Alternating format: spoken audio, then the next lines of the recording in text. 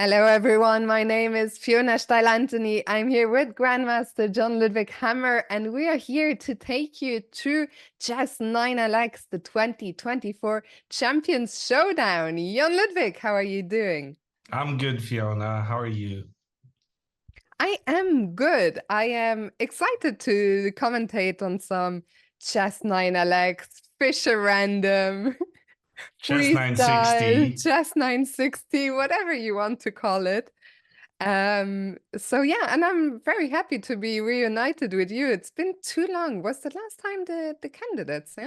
The candidates. It was a good time, and frankly, Hikaru was pretty close to qualify for the World I Championship there, but know. wasn't meant to be in the end. Gukesh just so solid in that final round.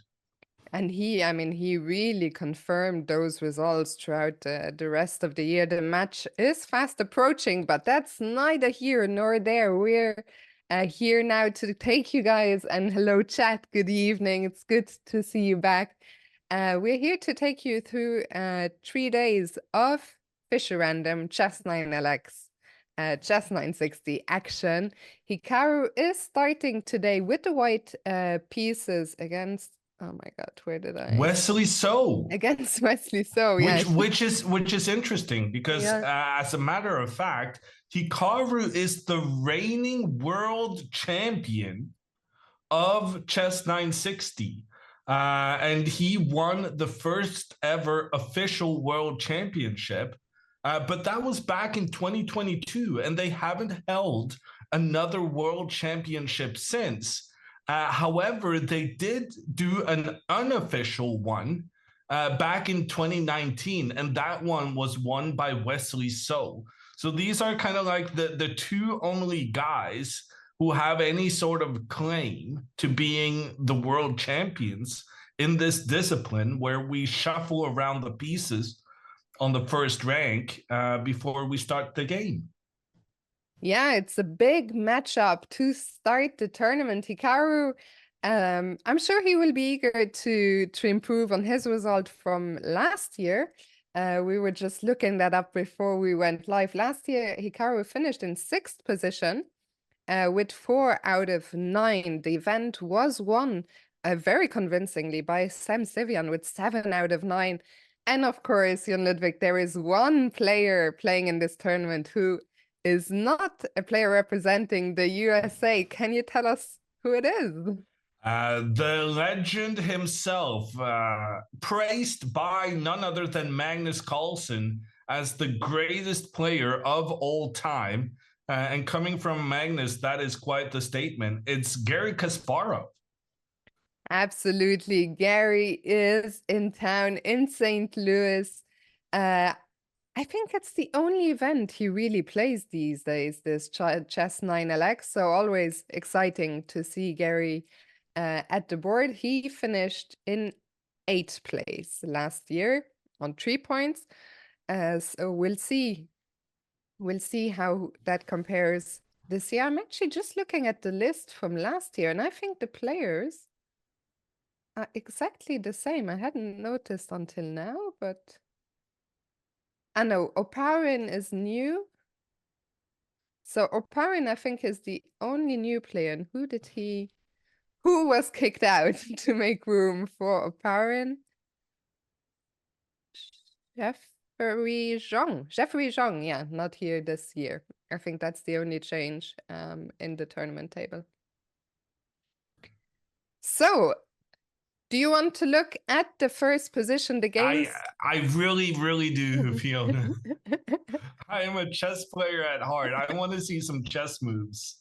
I made the position here on an analysis board, and while you were talking, I've been thinking for a little bit, and I really like this move, pawn to b4. Mm-hmm. And one of the things I like about this move is that it opens up for the queen, sure, but I think one of the main things that I've decided I look for when checking out these Chess 960 games is that can my opponent reply with a symmetrical move. Basically, when you move your pawn 2 steps forward, if your opponent does the same thing, do you have a good response to that? And here, I believe the answer is yes on Hikaru's behalf, because I believe Hikaru can push his pawn on the side of the board, try and open up for the queen in 2 directions, and even put some pressure in towards the black position. So this is my favorite start as of now. That's very impressive. I mean, if we look at the engine bar, it already gives white a +1 advantage. Yeah, but here, which... I don't think this is a Fischer random chess engine. There may be some settings I have not delved deeply into because some of the I only made a chess analysis board, but there's a very important difference between normal chess with just the pieces shuffled and chess 960.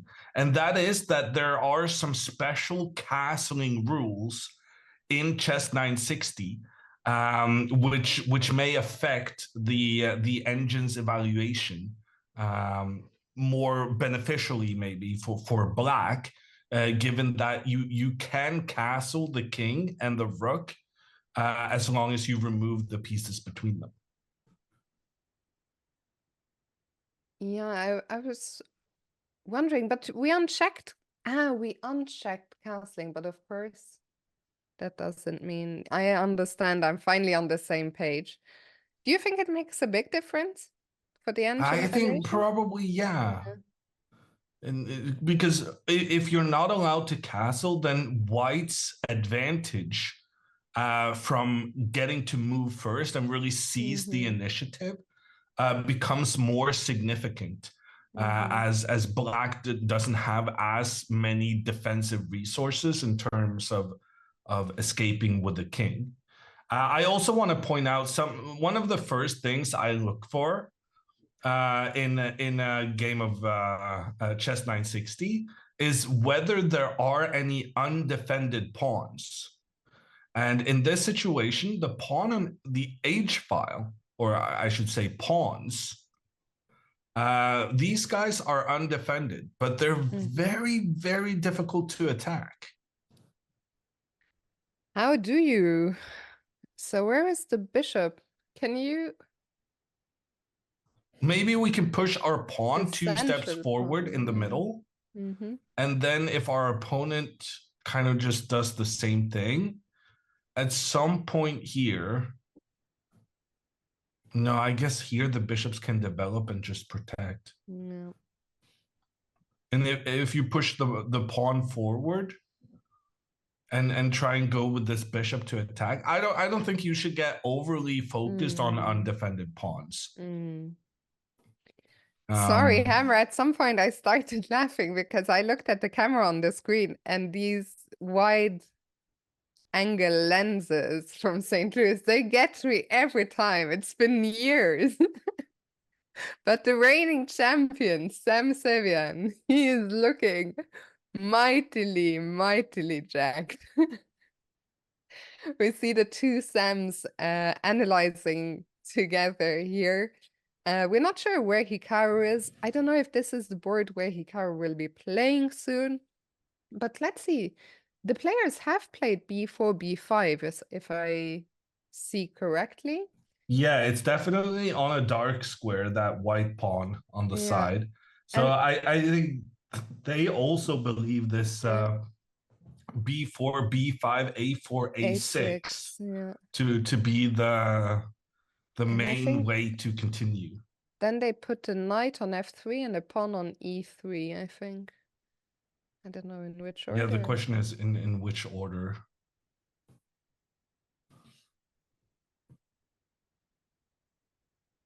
Yeah, no, I mean, you can get this advantage with the two pawns pushing further up the board initially, but then you still got to figure out how to organize the rest of your pieces. In a way, the pawn to b4 push on move 1, in a way it's wrong, right? Because it's not taking control into the center of the board, But with your queen out on the edge of the board, you do kind of want to prioritize finding a way to get the queen into the game.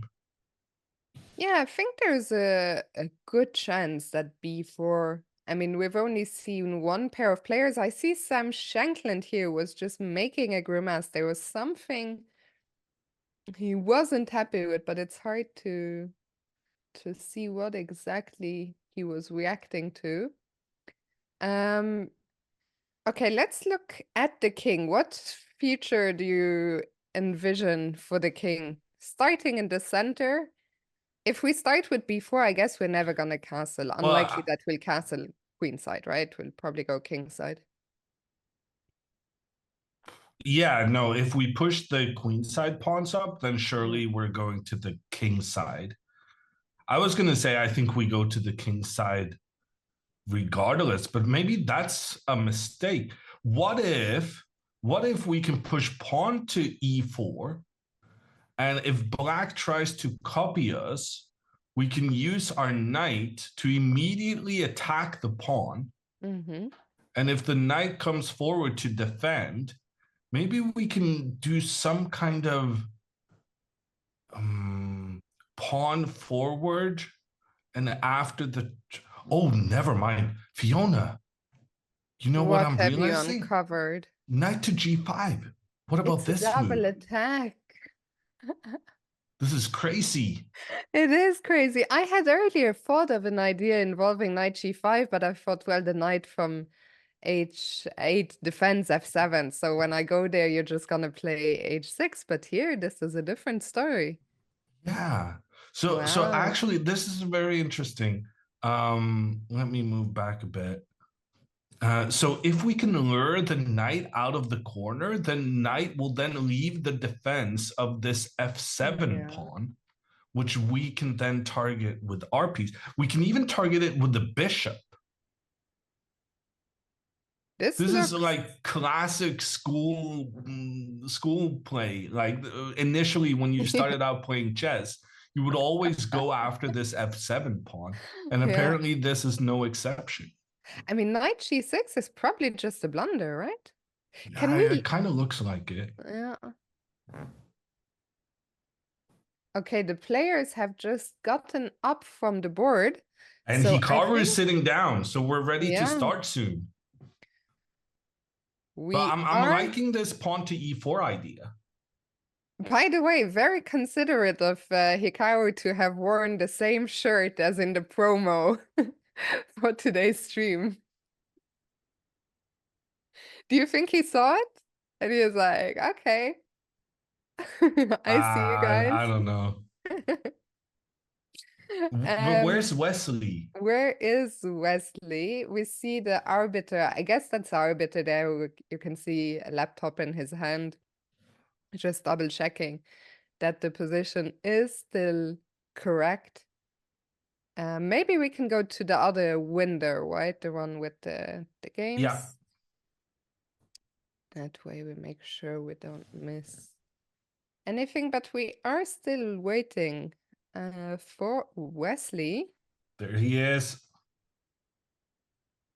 See the handshake, smiles. These players, they have played each other so many times. I even have memories. What was it we were commentating one year, maybe last year, the American Cup, and I feel like they played like a dozen games in that event alone. Yeah. So yeah, the two players know each other very well, as you mentioned earlier. Both of them were world champions. I'm still not sure if Wesley was an official or unofficial. He was unofficial world champion. Okay. I was actually there. They played in Norway. B3.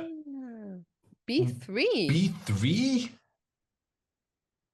Wait, Hammer. what? The B3 cowboy.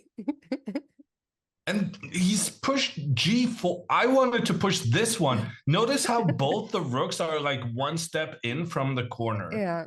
And I wanted to push this pawn 2 steps forward, kind of also to increase the scope of the rook. But instead, Hikaru goes 2 steps forward on the opposite flank And Wesley plays the strategy that I think is pretty clever. You just copy what your opponent is doing. And the symmetry somehow feels a lot harder to break in chess 960 because you're not sure. This is why I said I often prioritize looking for opening moves, first moves, where the continuing the symmetry might not be a good option for the opponent. What is that star? I've never seen that. I only know the exclam, the question mark, the miss. I've never seen the star. Maybe this is a specialty of mine, keeping those options open. But the star means best move, according to the chess engine. Interesting. But it's Okay, best move. So you can play the best move and it be a good move, like an exclam. But that's like when the best move was difficult to find or very important. And then a double exclam is when you make like a great sacrifice. But if you just make a good best move, it gets the green star. Is that new? I mean, someone's saying Sofiona has never seen the best move. Maybe she's never played it, but I've watched quite a lot of games. Not just it's own. definitely been there for at least a year and a half. Okay, then something is up with that. I don't know. Anyway, bishop b2 was the best move, and Wesley blocking the attack on the knight with bishop g7. Yeah, Will we see a double fianchetto here? What do you think? Well, I mean, right now, I don't know if the one fianchetto is surviving. The two bishops are pointing towards each other, and I think they're going to be traded off really soon. Is there anything to be said for d4? No. Okay, Hikaru chooses to go for the trade himself. So oftentimes you don't make the trade because then you allow your opponent to improve the positioning of their pieces. But Hikaru felt it was nice to make this knight go to the g7. Ooh, maybe he's planning to attack the knight. So he's like, oh, I'll allow your knight to go to this slightly improved square because then I can attack it with one of my pieces. But how would we feel about that trade? I mean, if Hikaru, let's say it were white to play, Hikaru goes knight f5. I kind of like it because if there's a trade, that would open up for the rook and it would also prevent the knight in the corner from getting to really its only available square right now. But are we not afraid of a move like d5 with black attacking a d5 or d6? I was thinking d5 to stop e4. Oh, to attack this pawn? Oh, what did I miss? Chess Engine says I can sacrifice with my rook and then get my queen into the game. So this is exciting stuff. But our plans have already been foiled by Wesley playing pawn to f6 pretty quickly as well.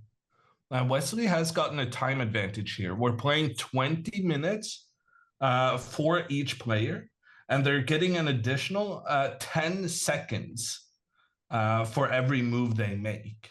So as far as... Which is quite a short time control, right? For chess, for Fischer random chess, where you usually invest quite a bit of time in the beginning. Yeah, but then at the same time, it's significantly longer than the time control in like the Rapid World Championship, which is coming up in New York in just 2 months, by the way. Is that what, 10 plus 5? That's like 15 plus 10, maybe? 15 plus 10, okay. Yeah. I'm not sure. Actually. No, I think that's right. I first thought 15 plus 10, but then I said something. So I think that's right. And also, I mean, yes, players usually spend time in the beginning, but here they get 15 minutes before they start, right? So they have time to consider. Yeah, but I mean, who's going to predict Hikaru going pawn to b3? I can guarantee you Wesley spent no time on that move in the 15 preparatory minutes. We go out with the fancy words early on, Hammer. I don't know if it's fancy. It's just a lack of good It common sounded ones. good. Okay, the knights are both out on the black side. What about the knight, Hikaru's knight on e1? That cannot go to f3 any longer. In fact, it Yeah, probably shouldn't go anywhere as long as that queen can jump into f3. Maybe, do we play bishop g2 now? I mean, if we go with the bishop to attack the queen in the corner, then black can just go for the trade. Mhm. And it's like we're not really accomplishing anything but trading pieces. In fact, I'm Mm. kind of disliking Hikaru's position at this point because which bishops got traded off? It was the bishops that move on the dark squares. What has happened since? Well, Wesley has had a strategy here of putting as many of his pawns on the dark squares. And sometimes that can be a detrimental strategy because these pawns will then be standing in the way of your dark squared bishop. But because that one has been traded off, Wesley doesn't need to be concerned about it. Mm. And so right now I feel like strategically Wesley's got a pretty good thing going. And he's ready to castle also if he wants to. Speaking of casting, Hikaru is also ready, and I just saw in the chat that Twitch dev was saying queenside castles maybe at some time. It was, I believe, the computer's top choice instead of d4. So well done, Twitch dev. And just to quickly answer a question from John, who is asking, how easy is it to force a draw in chess 960? I think it's not really a thing, right? It happens in classical chess because the openings have been analyzed for centuries. But in Fisher Random, I don't think we're at that point. Hopefully, it will be a while until their first draws. Yeah, no, In I Fisher think Random chess. force draws don't really happen, but I Mm. do think copying the opponent's move is more prevalent Mm. in chess 960 than on the board. Because then whatever we were calling real chess. Now I'm sure I insulted someone by calling it real chess. Oh gosh. Can't say Anyway, anything anymore these days. no. In any case, yeah, I think if you just copy the opponent's move from the normal starting position, those situations have been analyzed to figure out when it works and when it doesn't. Which isn't really the case for chess 960, which means that copying your opponent's moves is a better strategy here. Mm. But then again, trying to like have pre-calculated something in chess 960 is pretty much non-existent because Mm. there's too many opening positions to study and remember. Holt is making an interesting point, saying Fisher Random is real chess. It isn't all a memory game. I can see the point. Okay, we have a move. Wesley just played d6, so none of the players have castled so far. Bishop e2, I like that move. I'm glad that we're defending. Well, first of all, defending, but I'm also glad that we're stopping the queen from coming into f3 so that the knight from e1 can head out. But where do you think it will be headed in the long term? What's the ideal? Well, right now, I think the main thing is that Hikaru's pawn in the middle is further advanced than Wesley's. So I think Hikaru is kind of just relying on having a space advantage, having pushed his pawns further forward than his opponent. And then gradually he'll morph that into different, yeah, advantages or strategies. I've actually changed my mind now. I think Wesley has gone a bit overboard on this putting all your pawns on the dark squares strategy Mm. because now there is some light squares to attack with the pawns not really having control of those, and I think there's a fair chance that Hikaru is going to be able to push his central pawn even further forward which will give him like a nice foundation, a central advantage, especially after he to build castles, on. right? If he Yeah, castles queenside, the rook will land on d1. It will further support the pawn. we can actually take a look at the chess engine's suggested variation, because that also allows us to talk about the special castling rules for chess 960. So if Wesley now castles, he is allowed to do that. His king has not moved. His rook has not moved. There's no pieces in between the king and the rook. And then the end of the castling is that the king and rook are placed the same way we would place them in a normal game of chess, which, when we look at Hikaru's position, means that the king is not going to step onto the rook's positioning.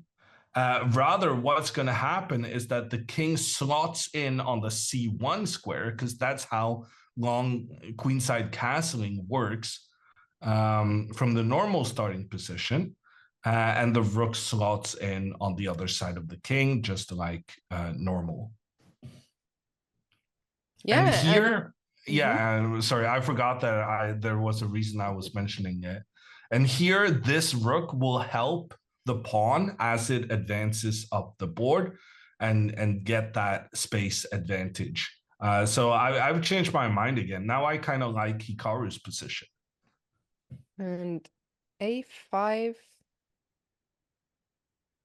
No, I'm sorry, but it's not possible that I've never seen this star before. Like, yeah, no, it's sensational. Something is. No, maybe you have to turn it on in your settings. And Yeah, but I mean, even with you, I've done a million tournaments. We've done so many tournaments.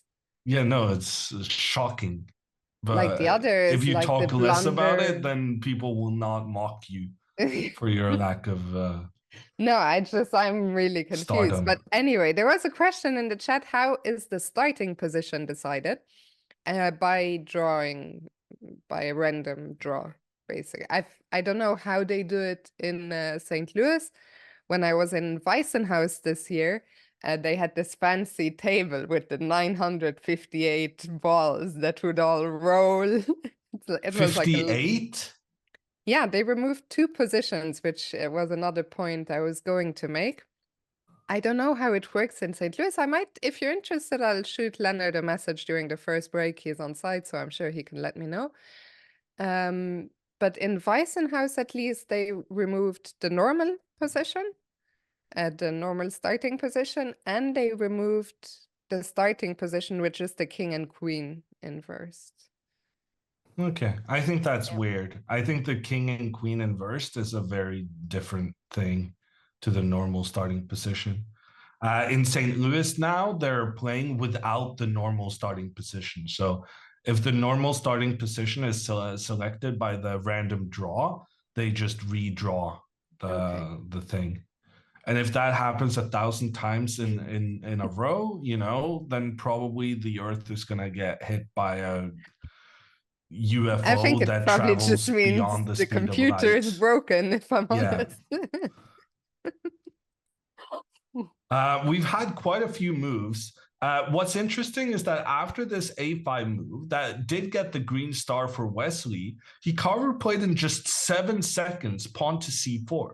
So Hikaru was really expecting that move, and he's now taking control of the d5 square, which means he can push his central pawn further forward afterwards, which is the plan we've been talking about. Bishop to a6 from Wesley sees his bishop pointing in towards a white pawn that's protected by another white pawn, which is really an ineffective way of placing your bishop.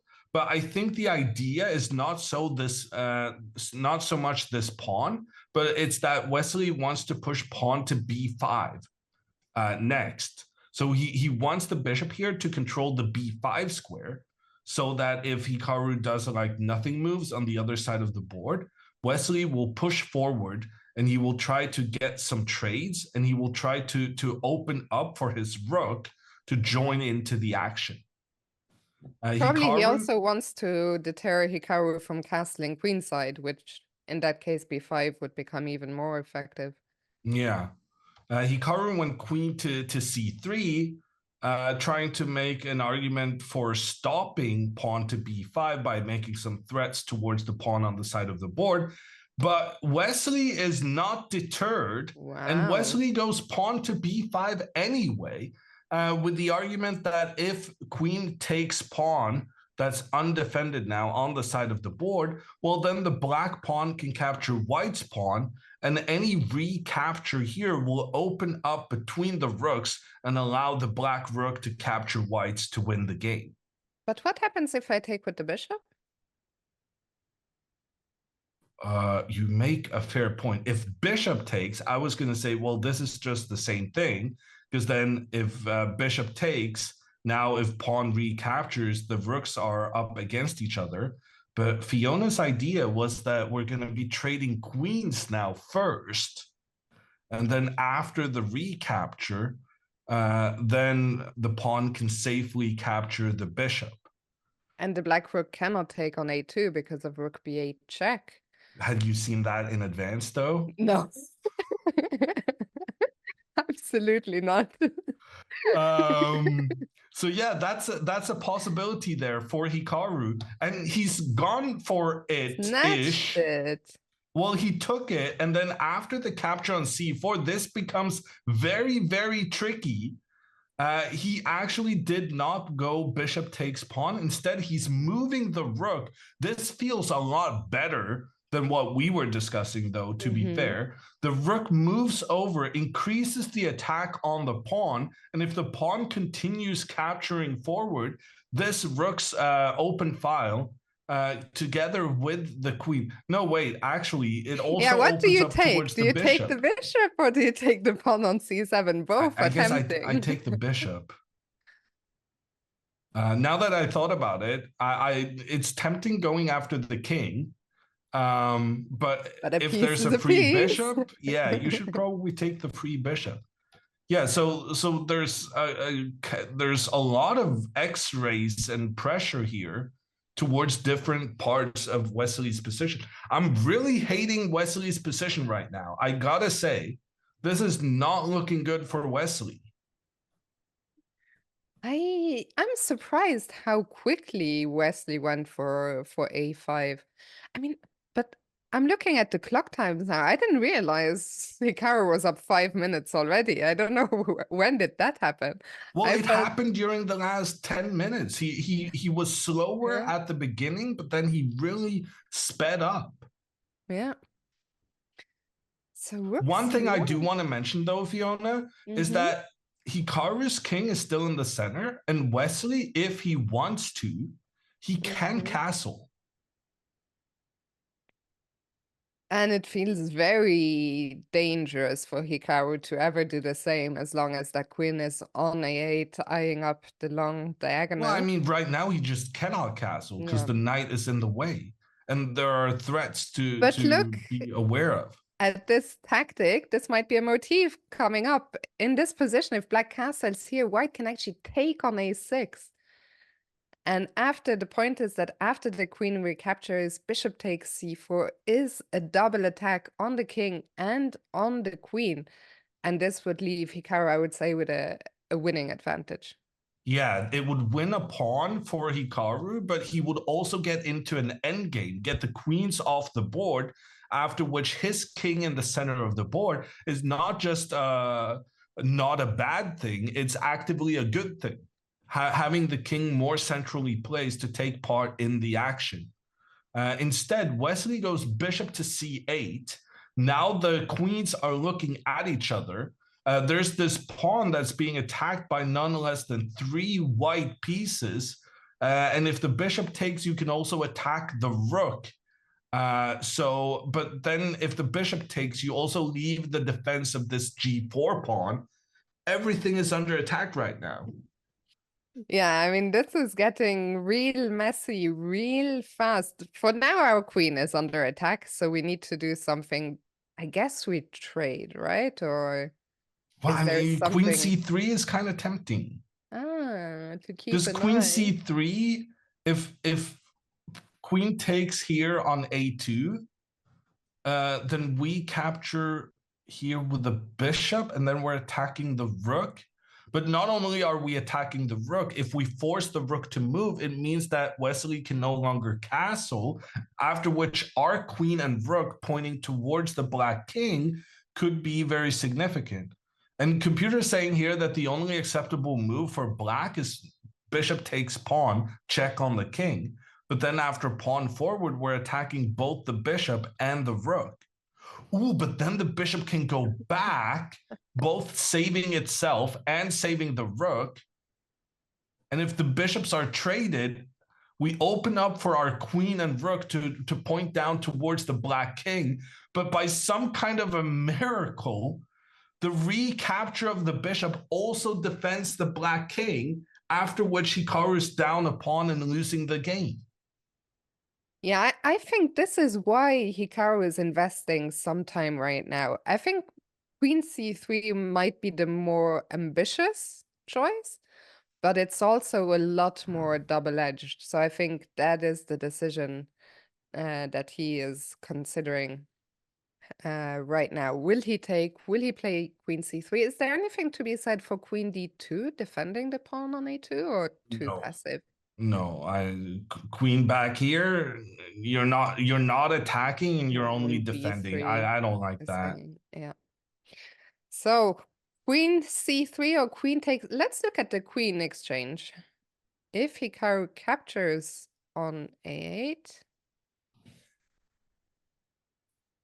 takes, and how the do problem we take? here is that black gets a counterattack on the white pawn on the side of the board, so we can capture the central pawn, but we'll have a problem with the pawn. Oh, and also if we take with the bishop, we attack the rook, but then we also leave the defense of our pawn.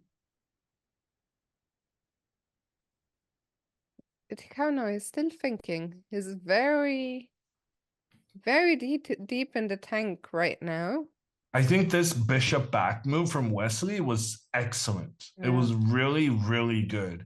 Opening up between the queens, but also creating some counter pressure towards this pawn on g4, which has been an important factor in many variations. And also, if Hikaru now doesn't want to trade off queens, he always has to deal with the potential of the black queen entering and kind of annoyingly close to the white king.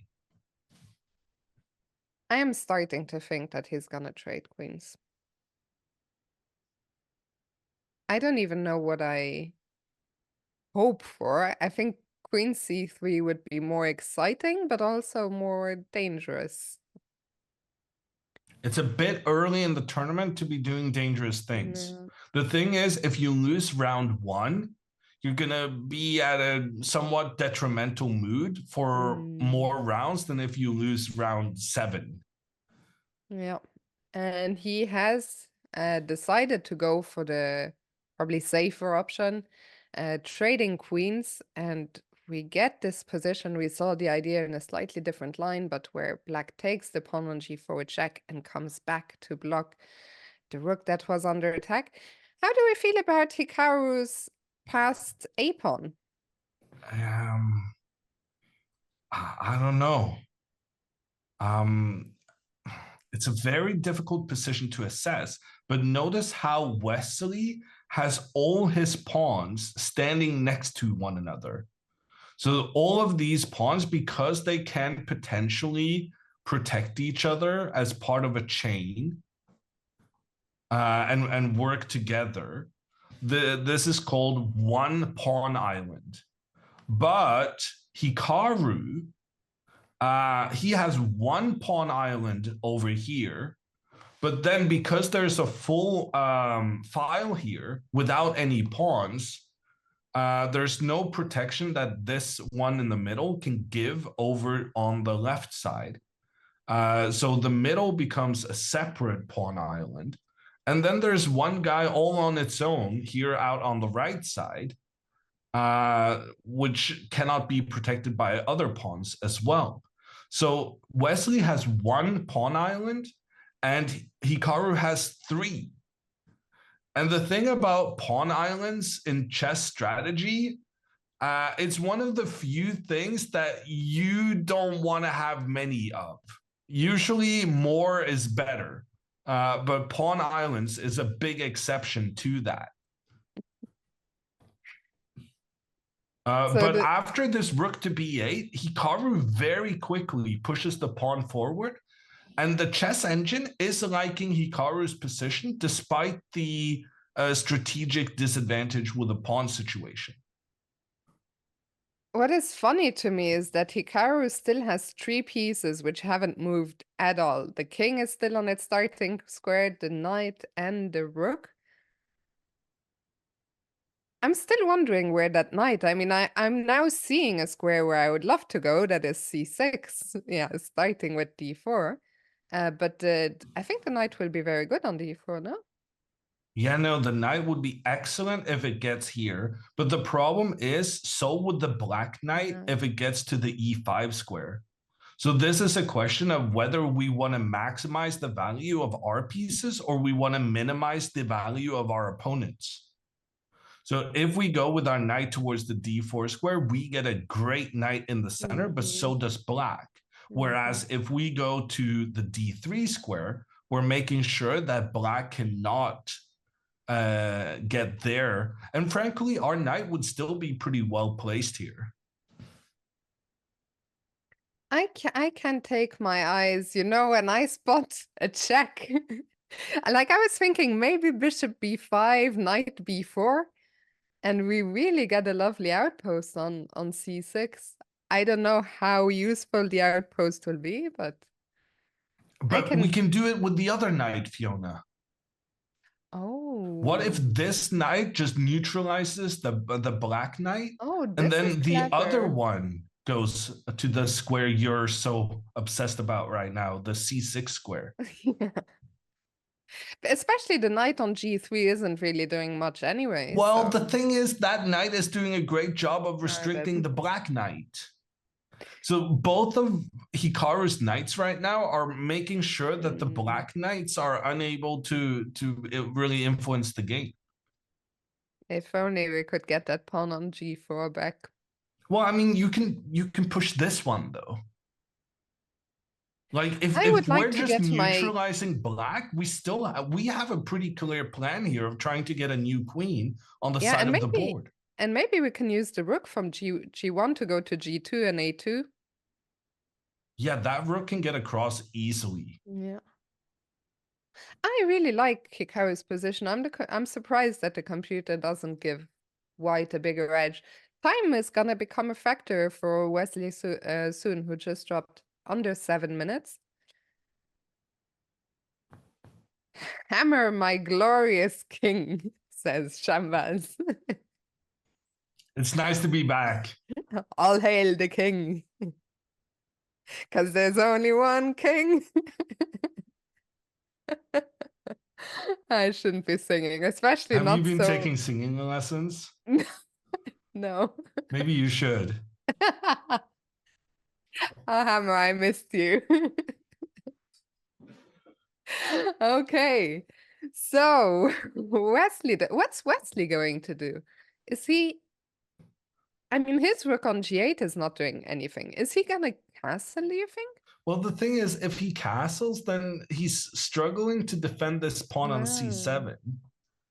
And Hikaru has a rook optimally placed to target that. And also, Hikaru might try and get a new queen over here, and then you might regret having placed your king on the completely opposite side of the board. No, it's a very tricky position for Wesley. That's why he's thinking. And as someone in chat is commenting, Hikaru even left the board. Okay, he's back now, but a power move saying, I have this completely under control. I'm going to go check out how some of the other guys are doing.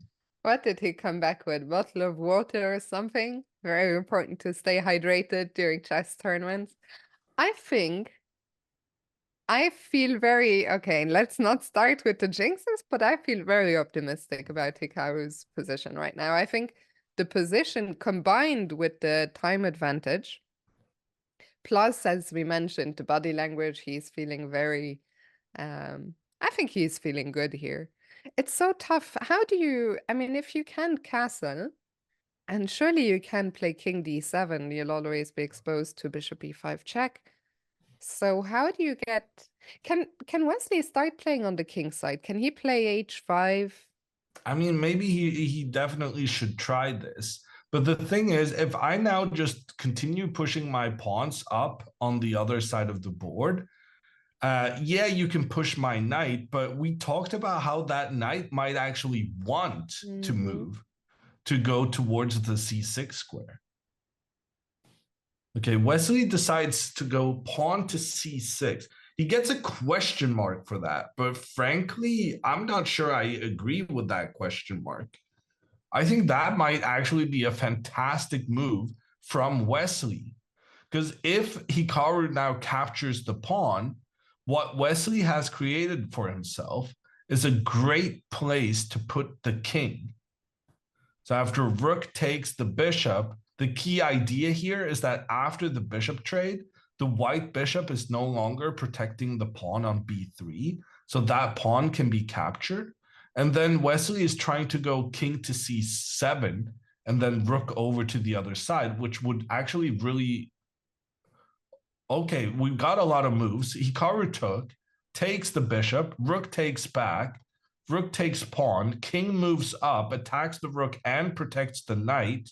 And here Chess Engine said Wesley needed to capture the knight. I don't know why he didn't do that. That looks excellent. Because then if the king recaptures, the knight comes in with a fork, attacking both the king and the rook at the same time. Instead, rook back is a second question mark in short succession for Wesley. And now the question is, can Hikaru create an attack on the black king before the king gets organized? Because I'm going to tell you right now that if Wesley gets his pieces sorted out, he's going to win this game now. Because now Hikaru even has, we talked about how he had 3 pawn islands earlier. Well, now that number is up to 4. I was just gonna say that, which is quite funny. But we also are up 2 passed. We now have 2 passed pawns, not just 1. And I wonder, can we push? Because if I push a5, you have to, I guess, go to a6 to stop me, right? Yeah. And now rook b1, taking the open file. You cannot take on a5 because of that same idea of rook b8. And now what? Well, the good thing here, like if black manages to get this rook into the game, black is out of the woods. But the good thing here is that you manage to bring your rook into the game, forcing the king back. And when the king is forced back, it also means that the king is blocking the rook from participating. Okay, a5 has been played. Wesley plays rook b5. Interesting. So he wants to keep control of this whole b file situation precisely to avoid such an incursion by the white rook. And Hikaru plays a question mark move. Funnily enough, rook a1 was my preferred choice as well. I thought, why not just put the rook behind the passed pawn and run? But I guess now black is in time to get the configuration you were talking about, putting the king on c7. So now this pawn is kind of neutralized by the king. Ooh, but there's other scary things happening also, Fiona, because now this knight is coming in for the rook.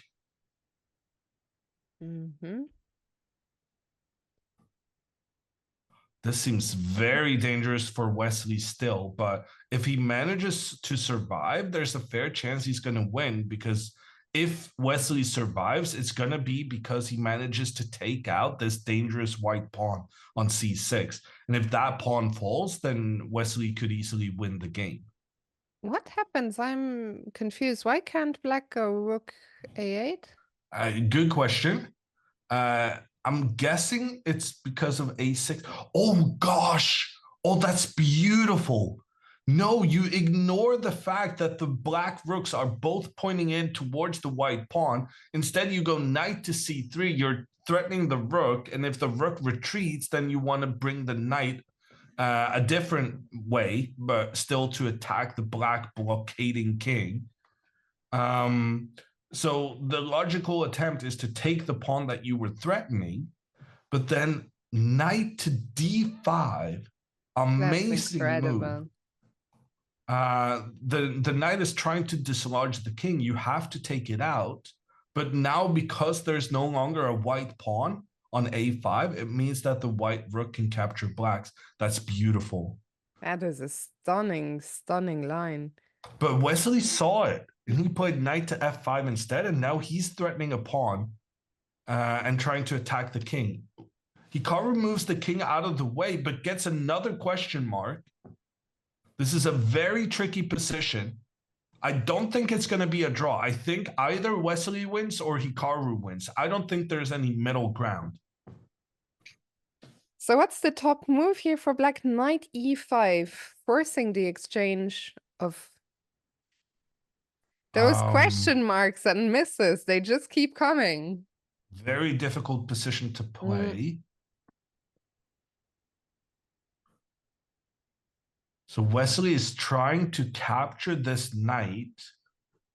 So Wesley's idea is that he's going to come with his knight to attack both the white knight and the white rook. If Hikaru goes with his pawn forward to attack the rook sacrifices itself against the pawn. And when the king moves forward, the knight comes in, check on the king, attack on the rook. King has to move. Knight takes rook. King takes. And here they're still equal on number of pawns. The knight is under attack. The difference is that the knight, the white knight, is so much better, maybe. And if I kick it out here with e5? Yeah, I don't know. We're gonna find out though, because e4 is on the board. But Wesley didn't take. He started with knight e5, and apparently, this is well. Here Hikaru doesn't have much choice, right? He has to take the forced rook into the winning move. Yeah, but he's gonna lose his rook.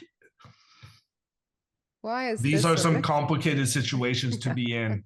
Hikaru having a time advantage here is kind of huge.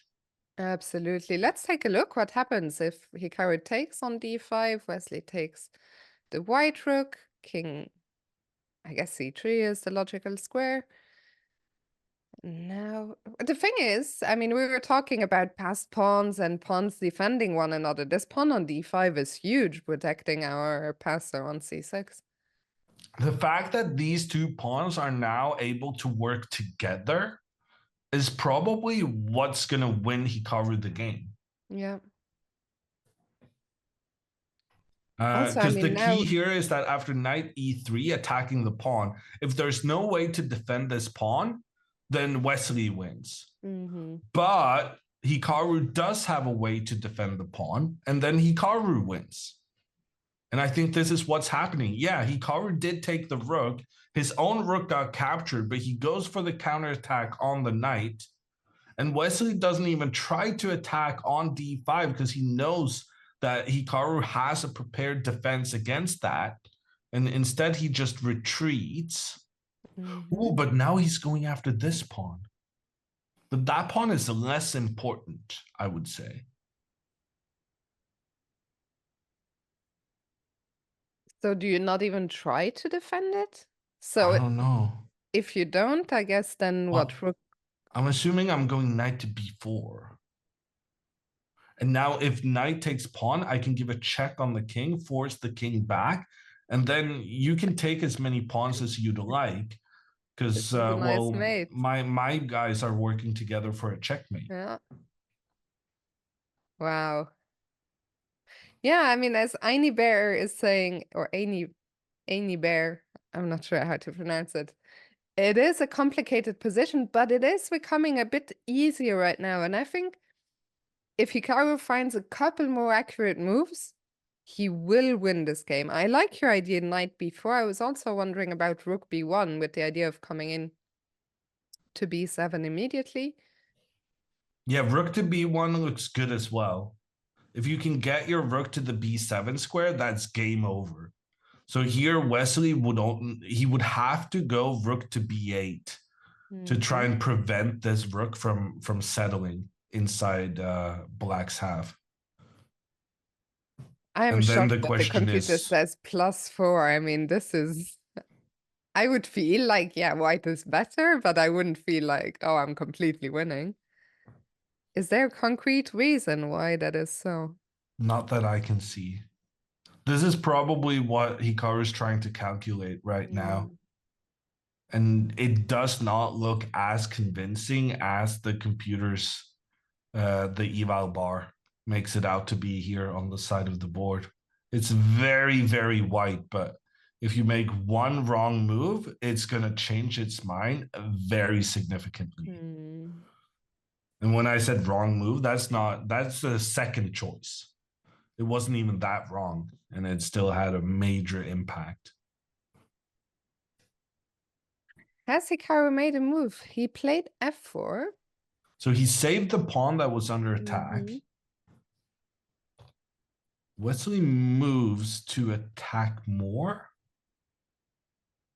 I'm amazed Wesley can just try and go after pawns on this side of the board, considering what's going on over here. But now he stopped your idea of knight a6. Yeah, but look at this. Hikaru moves the king out of the way.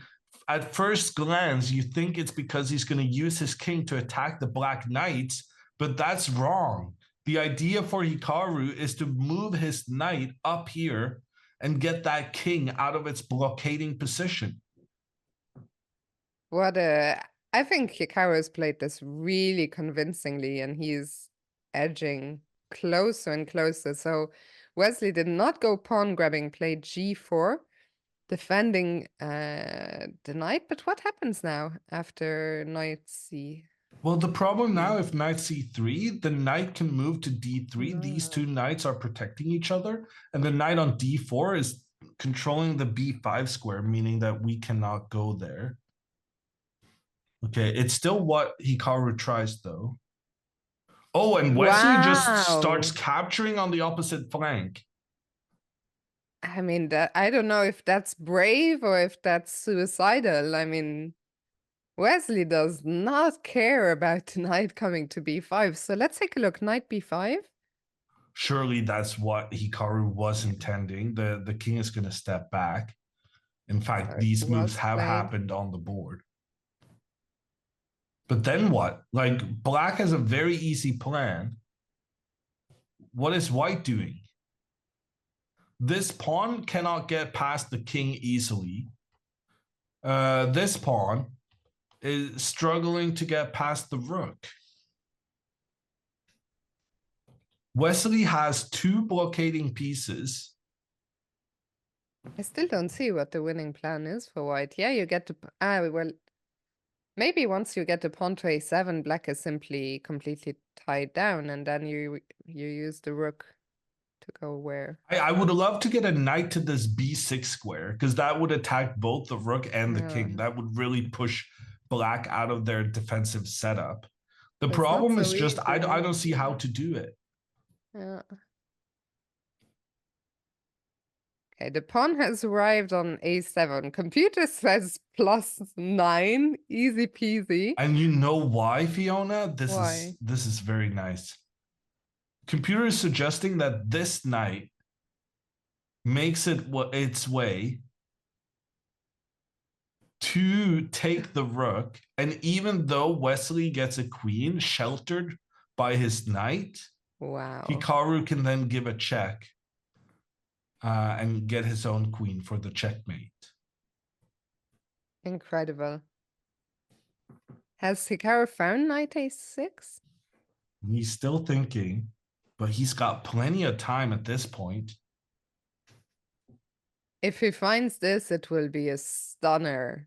A stunner of a finish. Knight a6. Wow. Very He's nice found game. it. Our streamer.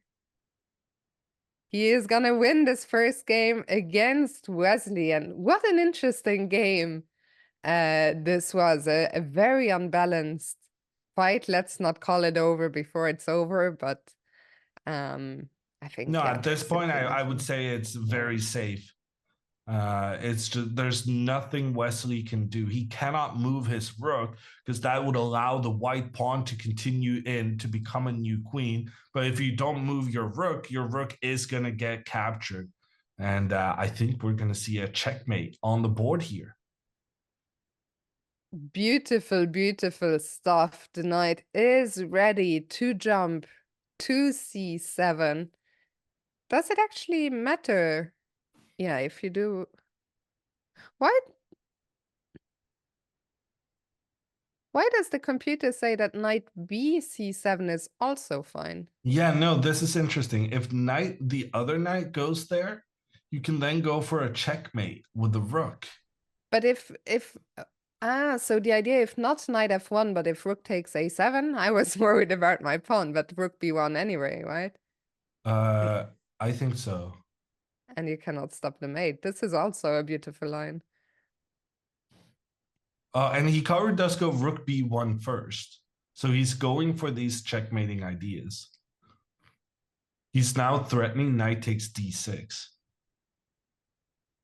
And now Wesley is trying to escape with his king. He's trying to get the king out here on the other side.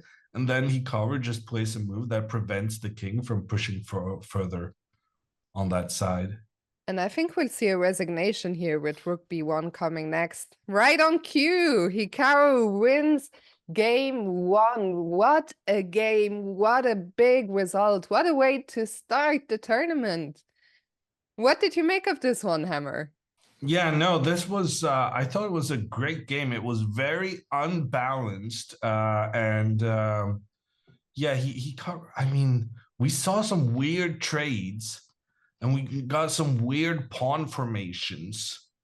And the fact that Hikaru got the extra pawn on this left side and then Wesley got a pawn on the right side, but it turned out to be Hikaru who used the fact that he had this pawn with a straight path forward to try and become a new queen.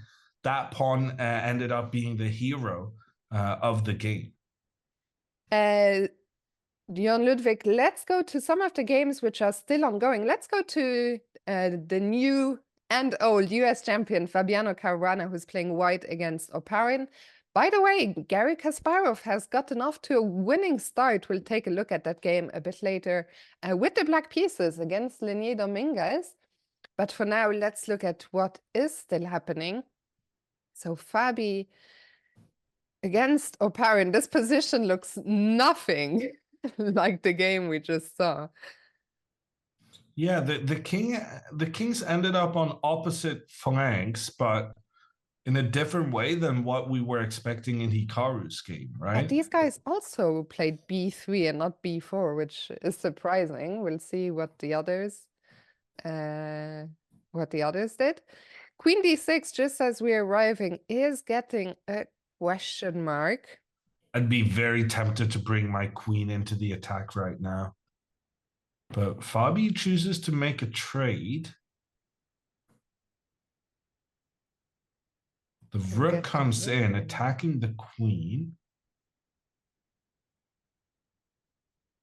I'm not understanding why this is so good for white. Oh, if the queen goes back, then pawn to d5 opens up for the white queen towards the king. So the queen has to step forward. And when the queen steps forward, she abandons the protection of the c7 square, allowing the rook to go there to give a check. Oh my, is the queen trapped? Oh, that is stunning. Oh, the queen is just trapped in the middle of the board. No, but what? Queen a8? Well, it can go back, but then you're gonna have some serious issues after you tucked your queen into the corner. Yeah, this does not look fun. Oh, and actually, if you go king a8, the queen is legitimately trapped. Here you don't even Okay, have the retreat. so that's why Grigori played bishop b7 to But then the queen block is this. also Oh, it's trapped. also trapped.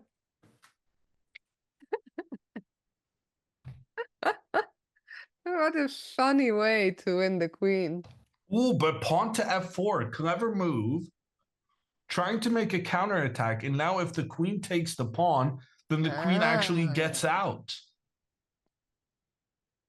But here, queen f7, how do you defend the Yeah, bishop? no, queen c3. The queen keeps the pawn on b3 protected, and the black queen remains trapped in the center. Oparin has resigned the game. Fabi also wins the first Nice round. game by Fabi. Let's go to an interesting one. Levon Aronian against Sam Shankland. What the heck is going on? There are My two black first, pawns trying to become a new queen, but there's one white pawn with a fair try as well on the opposite flank of the board. the computer gives 0-0. I have a feeling this game is not going to end in a draw. Yeah, I I'd be would support you in terrified. that. I'd be terrified with both colors here. Instinctively, would you take white or black? I mean, instinctively black, but the more I look at it, white.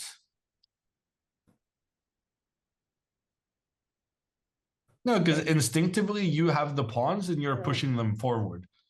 And then after a while, you realize that, well, I'm about to lose this pawn, and that's the only thing that's standing between But he white just... getting a new queen.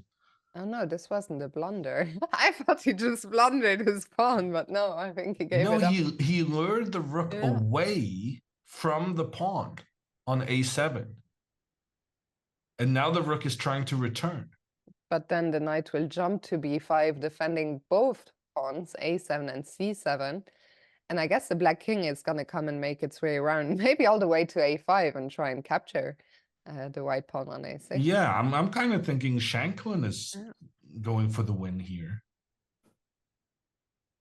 Two pawns and a knight for a rook, and you're not concerned about this pawn weakness ending up in trouble? Yeah, I mean, if we imagine that the e pawn gets traded for the a pawn, and we get this ending 3 versus 1, surely black is the only one who can play for a win, right? Yeah. Yeah.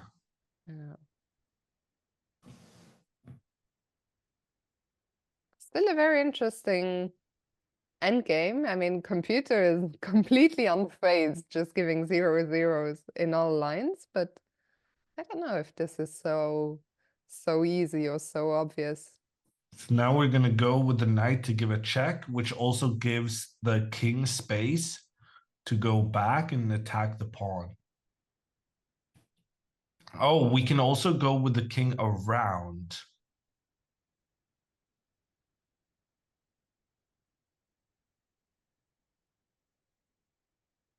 But wait, what?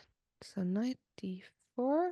So surely Sam is going to go for the pawn now next.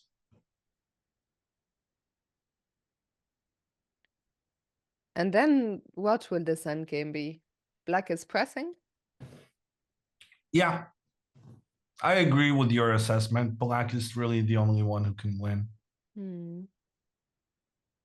And they are going to be playing this, you know, on increment. Levon for now still has a minute. Yeah, I'm not sure I like this move from Levon, because now Sam can go pawn to c5, and you cannot take the pawn because of the check. And if you go rook e7 after c5? Then I can go knight c6. I'm protecting here and here. And after rook c7, you'll go king b5 or something. Yeah, but it's still a draw. But okay, knight c6, king b5, and then knight b4, take the pawn. Yeah, no, I think actually, I think Levon made a trap and Sam kind of fell for it. Because now there's no way for Sam to keep this pawn protected long term. What was the trap if he plays c5, you mean? Yeah. Maybe this pawn to c5 move was wrong after all. Because now Levon is going after this pawn and this pawn at the same time. And Sam can't really stop it. Maybe you can go c4 though. Ooh, I like the c4 move. Ooh, that's very nice. Oh no, Sam just goes for the draw. But how would you have made progress after c4? I don't know. If white just waits? But now I'm losing this pawn, Yeah. which is kind of sad. Can white start dreaming of playing this for a win? No. Is it an easy hold? Yeah. Yeah. Pawn c4, knight c5. The knight can try and attack this pawn. We can come up with the king. Yeah, now here we can just take the pawn.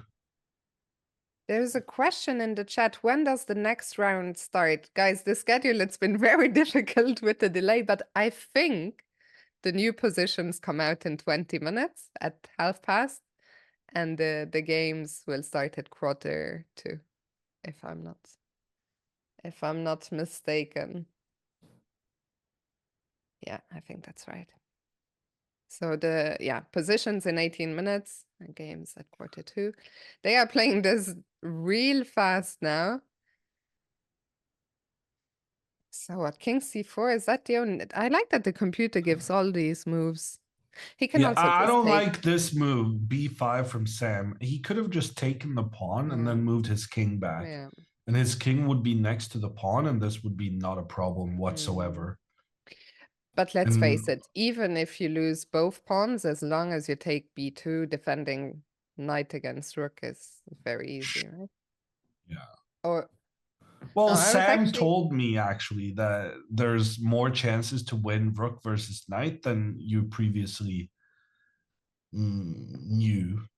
I So actually made a Sam has mistake as actually been well. studying the rook versus knight thing. That's funny.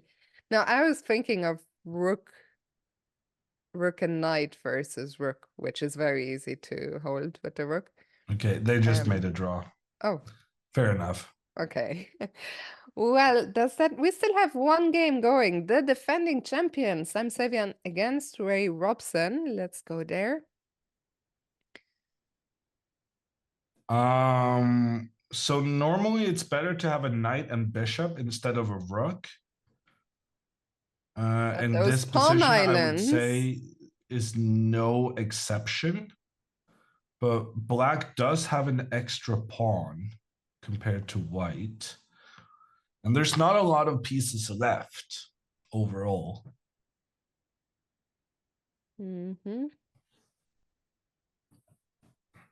Presumably going to be a draw, but this could last for quite some time. Do you want... No, let's stick around here. I was going to say, do you want to look at Gary and come back here? But the players have 20 seconds on the clock, so let's just stick around. What is the... I mean, I think I would prefer to play black here, which might come as a surprise to you, but I just feel like my pawns are all weak, and I don't see how to make progress. Yeah, I don't know. I think you always have to prefer white here. You can't really activate your king because your king always has to stand protecting this pawn. And you can't really get this pawn out of danger with pawn to g5 because then white always has that under control as well. What if I find a way to win h4 though? Because I mean, h4 is if not you win so this easy to pawn, defend, then right? yeah, no. If you win that pawn, then that's going to be a major issue. I mean, am I not threatening rook g4 or something? Yes, you are. But now I'm threatening this one again.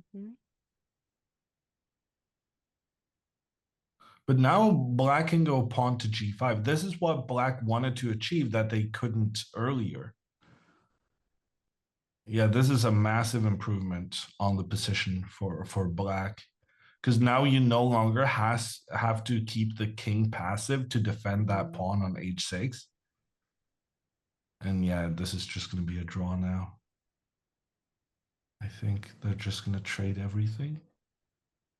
Is this a draw, you think? It's kind of scary because It looks black's scary. king is very high up on the board. I mean, d5 is the only move here. Okay, that probably makes white sense, should not go actually. into this. I would not. I don't think he's gonna go into it. Seems unnecessarily Yeah. risky. Yeah. But now I kind of agree with you. Now it's black who's, if anyone, pushing for the win. Why the heck did Sam Shanklin just sit down at the board? What's he analyzing? I think he's analyzing his own game against Lennart. Yeah. That's so funny. The end game. It was an interesting end game, though. I saw an eval bar moving. Oh my God, Fiona! Is the rook trapped? No. Bishop f2, and the rook is trapped. But how do you? I see that the I can't idea go... is that you take out some of the squares the rook can move to. If the rook captures the bishop, it's a fork on the king and on the rook. And if the rook moves away, then it's also a fork. And if the king tries to move, the knight still comes in. And the knight and bishop together are just controlling all of the rook squares. That was such a sick tactic. Missed, unfortunately, for Sam. But will he get another chance? Let's see what happened. No, the rook is out. Yeah, no, the rook is way out. Wow. That was an opportunity that came absolutely out of nowhere. When we both said that suddenly black's chances are to be preferred. Yeah. Never underestimate the two pieces against the rook. They can coordinate in tricky fashion. And now, do you think there's any tricks left here? No, right? Oh, and now Hikaru has joined Sam to analyze the endgame. That's so funny. No, but it was interesting. It was very interesting. I always think it's and now they're making a draw. They're going back and forth. It's always fascinating to me to see how chess players always want to get to the truth of a position, you know, as quickly as possible. And is that Gary, I think, who just joined as well, who's standing? Yeah, it's the man himself. Everyone wants to be where the action is.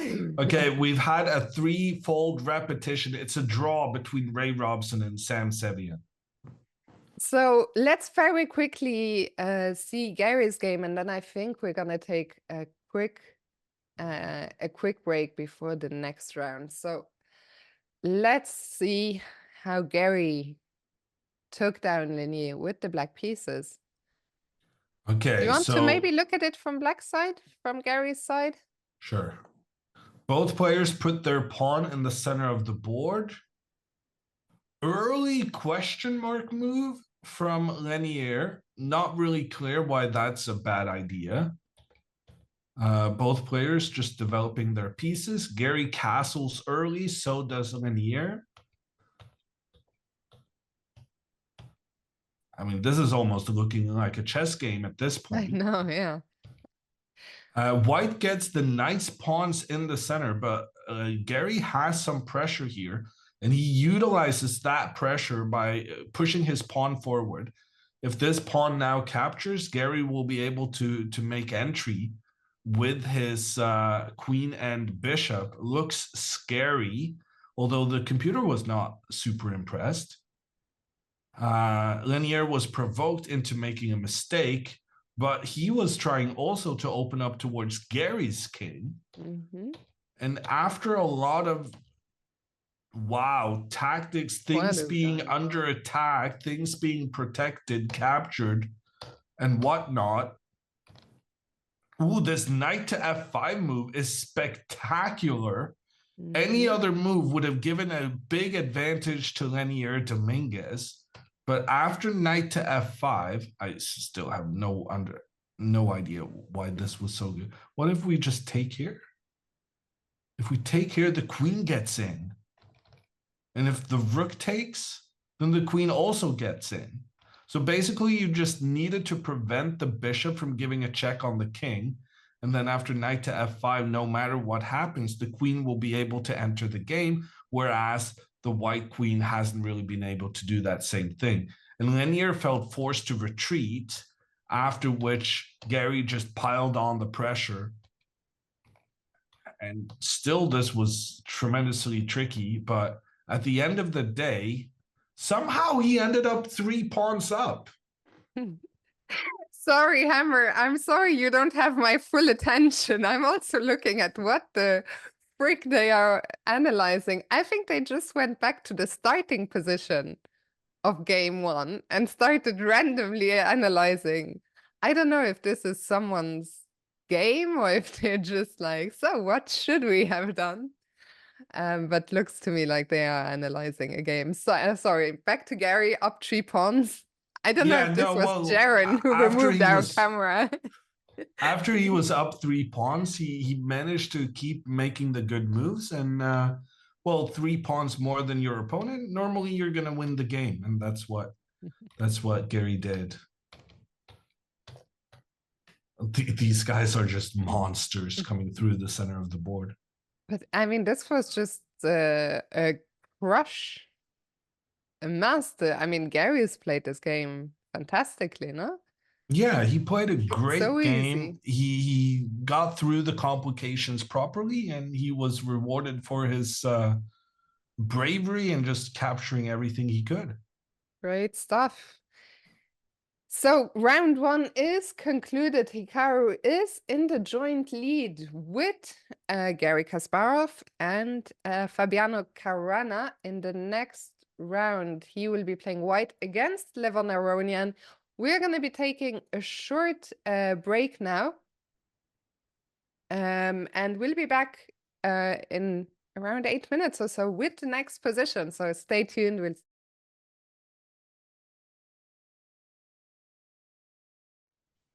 Hello and welcome back to our coverage of Chess 9 LX, the Champions Showdown.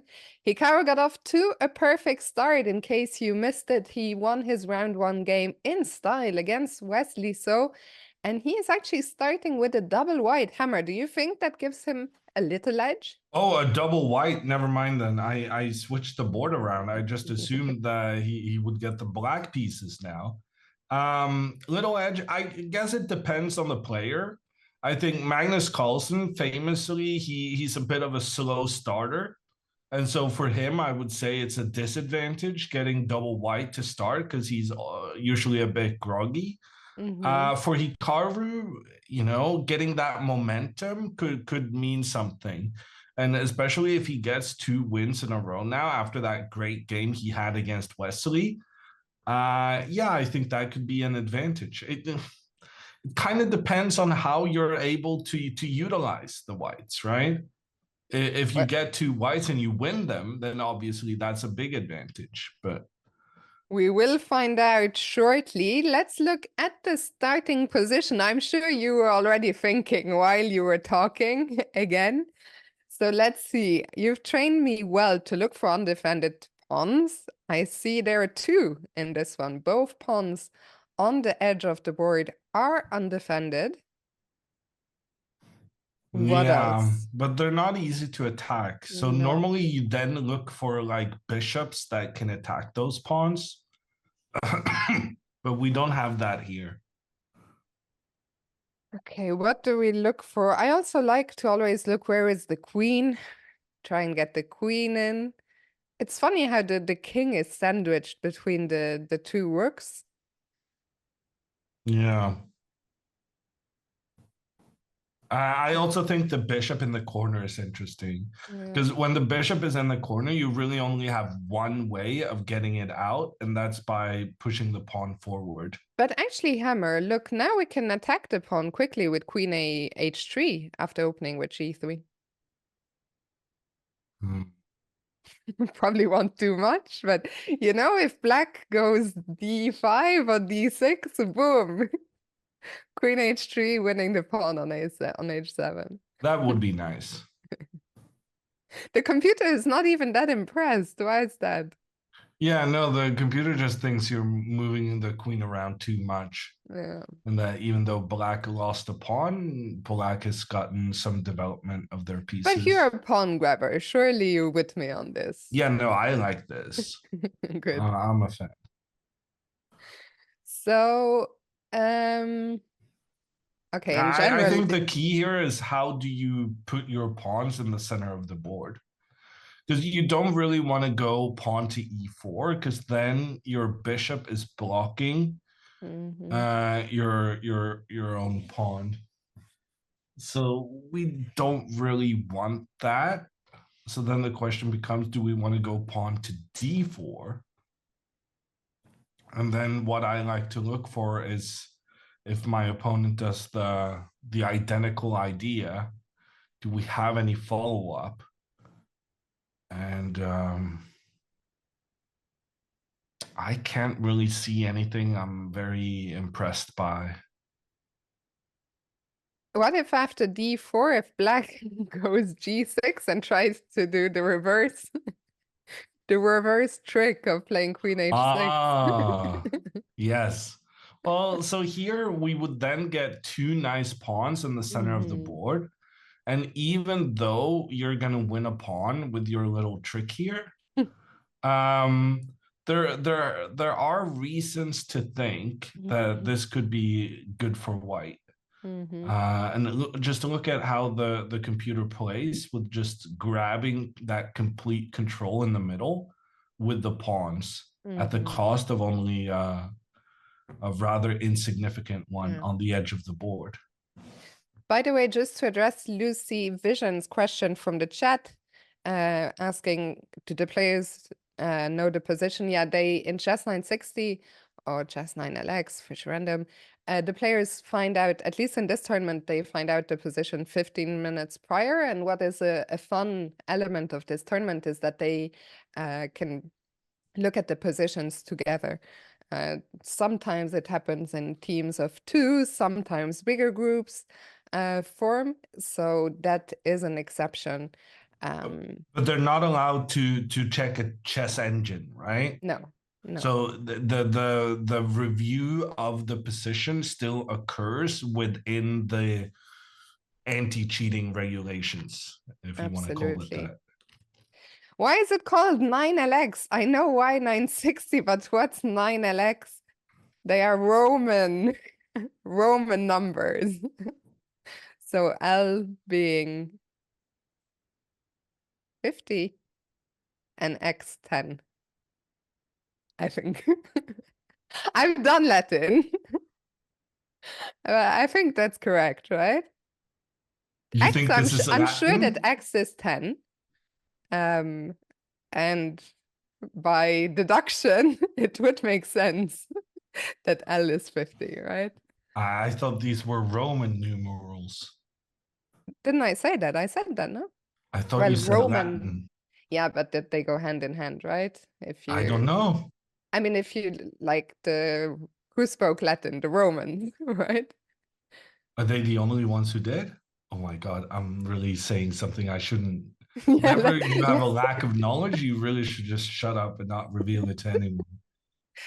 Thanks for starting this this conversation, whoever asked about Chess 9LX. Okay, so back to the position. We still haven't found anything super... Well, actually, the chess engine is saying d4 is a mistake, after which black has the advantage with the move pawn to f5, which I find very, very stunning.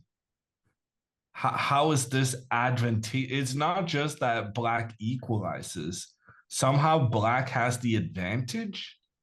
And some of these moves that's being suggested after pawn to c4, then afterwards, black goes pawn to d5. And if this pawn is captured, black goes pawn to g5. You're not even recapturing? This is madness. Oh, and apparently now this was a mistake because of pawn to g4. So like there's a lot of potential for craziness in this one. And I guess I only hope that the players don't copy each other. That's kind of my main caveat with Chess 960, is that it feels very easy to just do the same thing the opponent does, and things could fizzle out. By the way, I'm sorry, I'm curious to see the arbiter Chris Bird already setting the board. But I was expecting it would start a bit later than the scheduled quarter two time because I think the players need to get the 15 minutes. Surely it's not their fault that the position came out a bit late. I expect some wild stuff in this game. So similarly to how the chess engine liked black going pawn to f5, it also likes white starting out with pawn to f4. So the question then is again f4, f5. Well, actually, this is interesting. If pawn to g4, so you got to move this pawn anyway because you want to open up for your bishop. But if pawn to g4, if pawn to g6, then potentially pawn to g5 could be interesting because then you block the development of the knight. And if black tries to copy instead, then you have this very interesting pawn to f4, where you challenge the black pawn, you get that trade, but then you also get your queen out in a pretty nice position as far as I can tell. Normally, you don't want to bring your knight, your queen out early if it can be attacked by a knight. But here, the knight cannot attack the queen. If the knight moves out, we still utilize this pawn. And yeah, I kind of like this for white. I like But G4. as one of the players, I don't understand, how do you realize that G4 is such a important move here? I mean, another question I have is, what if black plays G5 and that's where we were saying F4, okay. Yeah. Yeah. Now, I always want to know what happens if my opponents just copy my move. I really like G5, F4. But okay, I kind of like this idea as well. So crazy to find because you had said yourself, you immediately, like, one of the first ideas you have is to open the bishop on h1, right? Yeah. Okay, now I'm hoping Hikaru plays this. I'm kind of liking this idea. Wow. I'm looking at the chess engine, Fiona, and you're not going to believe this. After pawn to g6, it's top choice. My move. Queen h3. Going after the pawn. See, told you. And now if knight to f6, pawn to g5. The pawn is doing its thing, attacking the knight trying to defend the pawn. And look at this, knight h5, blocking, and now the computer stopped. It's brilliant. The queen just comes across the board, attacks the pawn. So you always have to look out for the undefended pawns. This is what I taught you, Fiona. Yeah. And I applied it instantly. And now after pawn to a6, okay, I thought maybe something was going to happen here, but apparently we're just happy to have our queen over here for no apparent reason. Yeah, I doubt that we're going to see this. I very much doubt it. There is a question, when is Hikaru's game? It should be any minute now. According to schedule, it was scheduled to start 3 minutes ago, but I think the position came out a few minutes late, so the games are delayed by a few minutes as well. But should be any time. I think that empty board that you are seeing, very soon Hikaru, I predict, will arrive and sit down on the left-hand side. And we think he's going to play this G4 move, right? Yeah, I think so. It makes perfect sense. And to be fair, he did play pawn to G4 in the previous game, which was a resounding success. Although there he played it on move 2. Yeah. Now he might try move 1. Holt is saying position came out late because we kept drawing a regular board. I guess he means the regular starting position. Your prediction of it coming out. hundreds of times in a row. G4. I'm on board. What do you think will happen with that king? G4 already means that it's highly unlikely the Well, king will ever castle kingside, right? Well, I think the main problem with castling kingside is that you have to get rid of 4 pieces. Yeah. Oh, I guess technically 3 you don't need pieces. to get rid of the rook. Okay, I guess castling kingside could happen, but it feels... Okay, never mind. It could happen. Because honestly, castling queenside is going to be a bit of a struggle. You only have to move 1 piece to castle queenside. But then are you going to castle queenside to get your king to safety? And then the king is just going to stay put. You're going to have to remove the rook on the 8 just to replace it with the other rook, basically. Right, so no, the king isn't going to move at all. Well, the thing is, you have to go knight b6, right? This is also something, I think I'm adding this to my what to look out for. The knights in the corner usually always go 1 step forward. And then that's going to block this pawn's ability to push forward, which is going to block the rook's ability to get into the game. Hikaru and Levon have just arrived at the board. 2 nice shirts getting ready for battle. So any minute now we will find out. Will it be G4? I think so.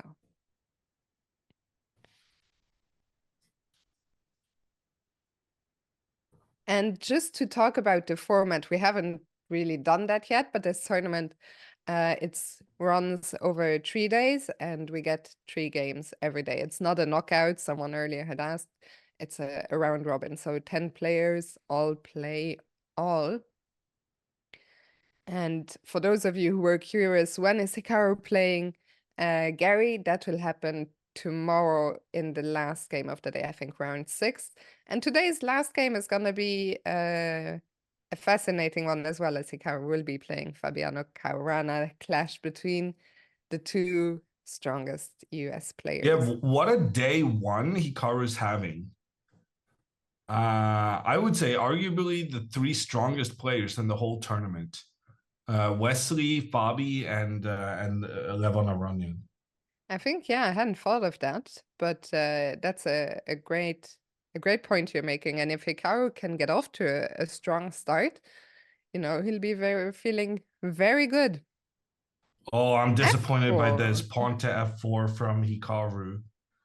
And then very easily, Levon just gets to copy Hikaru's moves. Look at the pace with which Levon is playing. It's such an easy thing being black in chess 960 sometimes. Okay, never mind. Hikaru had an idea. Okay, that happened quick. Okay, so pawn to f4 gains some central control. Makes sense. Levon copies. Pawn to g3 opens up the diagonal for the bishop. Levon copies. So far, so good. Bishop to f2 attacks the undefended pawn on a7. Levon prevents the threat and develops his knight. Now pawn to e4. And I guess the big question here is what happens if the trade between the pawns happen and then the bishop attacking the pawn and then pawn to e5. So Levon could try to continue the copycat maneuvering. But yeah, actually here takes, and the knight comes out to attack the bishop. And this feels pretty nice for Hikaru, who's getting his pieces quickly into the action. Levon has captured on e4, bishop e4 is on the board. Well, he had to make that capture. Yeah, because otherwise if he doesn't e5, capture, Hikaru would be able to push the pawn even further up, which would completely block this corner bishop from ever having any influence in the game. So he had to take it. And but after I missed the however. I was waiting all freaking day for the first however, and now I missed it. Had to find out through chat. That only means one thing, Hammer, that you didn't put enough emphasis Yeah, on the I don't know. however. Okay, so Levon is trying to do without this threat to the pawn because he realizes that making that threat just allows Hikaru to develop his pieces. So he goes for sorry, pawn Or pawn to E. e5 immediately. Mm-hmm. And after takes, I well, have this a is kind of question. Why similar to can't what we we? talked about earlier with knight Why f3. don't we play d4 in these positions?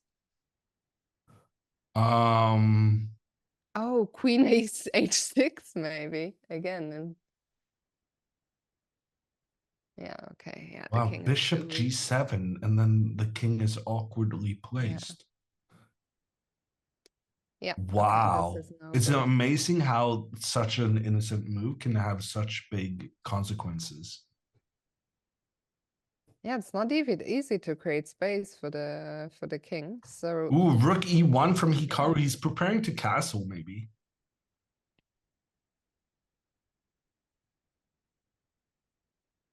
And he's going after the bishop. yeah, and I mean after he castles, the rooks will be nice and nicely centrally placed on the two central files. What do you do as black? I guess you have to either move or defend the bishop, otherwise Bishop back, I think, is a fair assumption. Mm-hmm. Levon goes pawn d6. I have one question actually. Just if you go back, like the computer was giving bishop f7 as top move after rook e1. And I was curious, why can't we in there just take on b7? The rook will be hanging if that pawn falls. Okay, that answers my question. So takes. The idea for Fiona was to sacrifice her bishop to open up for the rook.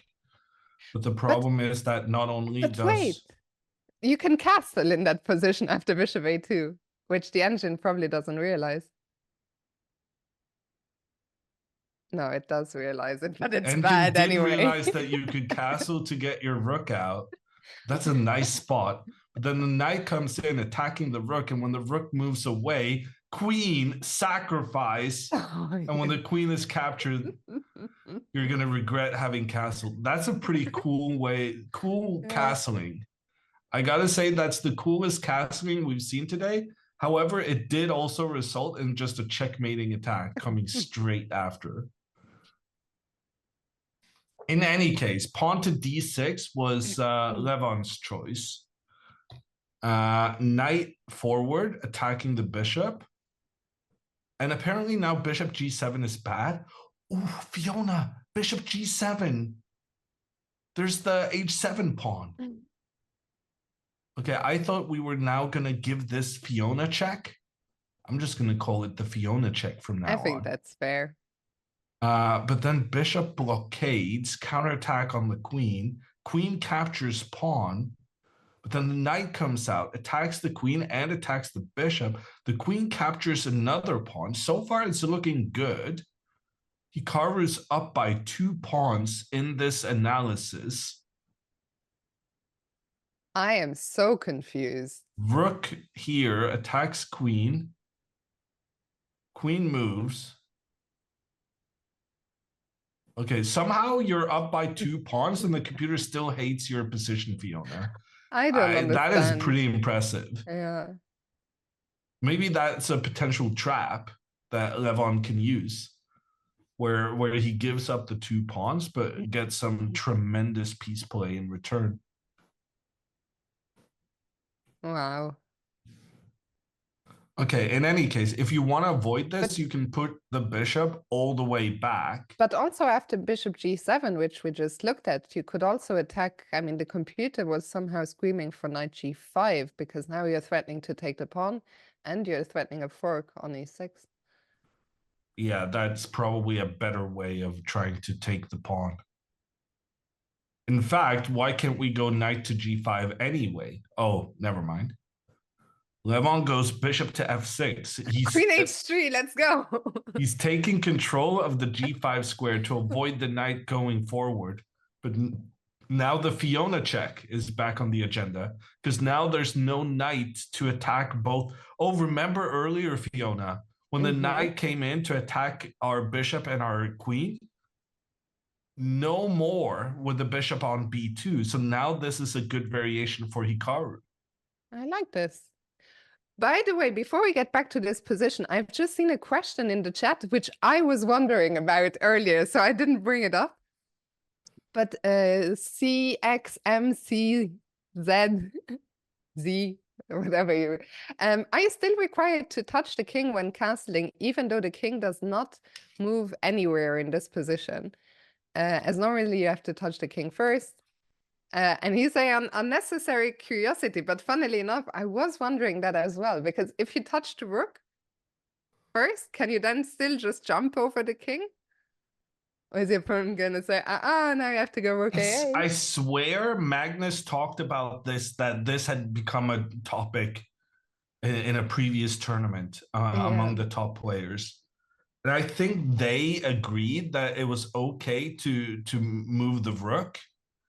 Just move the rook over. But I agree with the chatter who says you should tap the king first. I think just to be safe, just to really signalize to everyone this is a king move, you tap the king and then you move the rook over. Gotta ask Chris Bird. That's a good point. I mean, Chris loves getting into chess rules discussions on Twitter. So I think if you want to know the correct answer, tweet at Chris.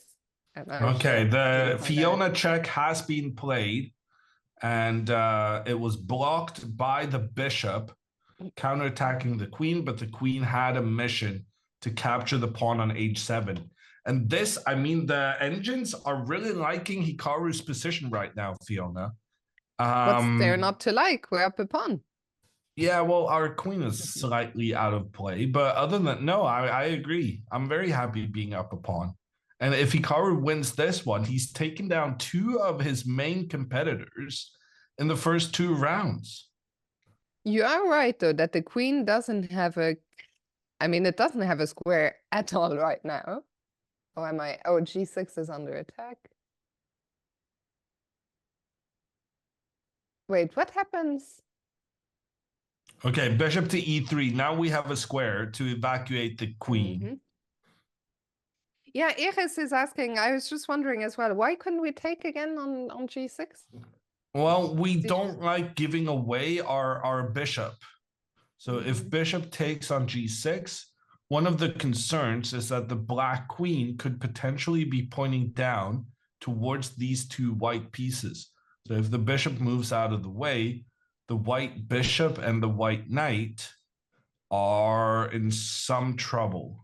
And black's two bishops are pretty powerful the way they survey the board. Okay, that makes sense. So instead, bishop e3, and Levon is still thinking. I'm going to take a quick 10-second break. Sure, Fiona. no problem. So Levon is still thinking. I'm curious, does he want to avoid a queen trade? Does he actively want to trade queens? Where is his counterplay coming from, or his compensation rather for the pawn? I'm very curious to hear Hammer's thoughts when he comes back about... right on cue. I was just saying that I was very curious to hear your thoughts when you come back, whether you think black has any compensation for the pawn, and if so, where does it lie? Well, I mean, it's got to be these two pieces in the corner, right? Hikaru has not developed his stuff, and he's kind of now busy evacuating his queen. But like you said earlier, I'm a pawn grabber. If I can get a free pawn, I'll take it. And in this circumstance, it seems to me that Hikaru has taken a pawn under pretty nice circumstances. Yeah. Okay, knight f4. I guess you don't want to give up your bishop here. So where are you gonna put that bishop? Yeah, but at the same time, we need to make the space for the queen to get back, right? So what Mm. happens now if queen goes back? Ooh, bishop avoids the trade. And if I get my queen back, it turns out the queen is much safer here than it was in the corner. Because now after queen to h8, it's a threat on the diagonal down towards the b2 pawn. And we can protect against that. But then the rook comes in after our queen. And this is suddenly very uncomfortable with the knight having moved into a good. Levon is leaving the board. You're somehow a couple of seconds ahead of me. Why is that? Let me refresh. Yep, I refreshed and he's gone. You are correct. Interesting that he would do that with, because this is not a position where you're like, oh, I'm super comfortable. I'm just gonna look around. Maybe getting a drink will we'll see when he comes back. So yeah, It's this line a wasn't too little bit of convincing. psyops, no? Maybe. Psyching Hikaru. Hikaru is not an easy man to psych out, though. This is true. So not queen h6. And you're saying if you play, let's say bishop f4, you're a bit worried that the queen might be running out of escape squares. Well, I was going to use that square for my queen. So I'm not super happy using it with my bishop.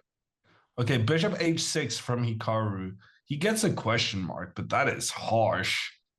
I think that's a fine move from Hikaru. He's attacking the opponent's queen.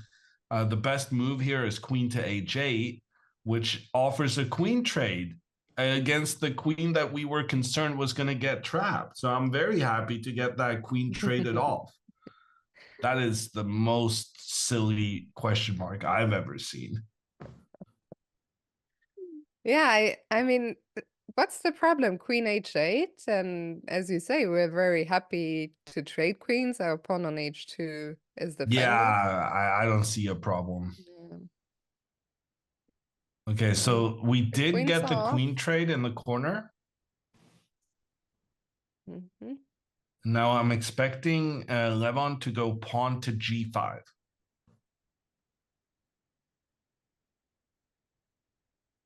So here, Levon has a pawn that is isolated. It cannot be protected by other pawns.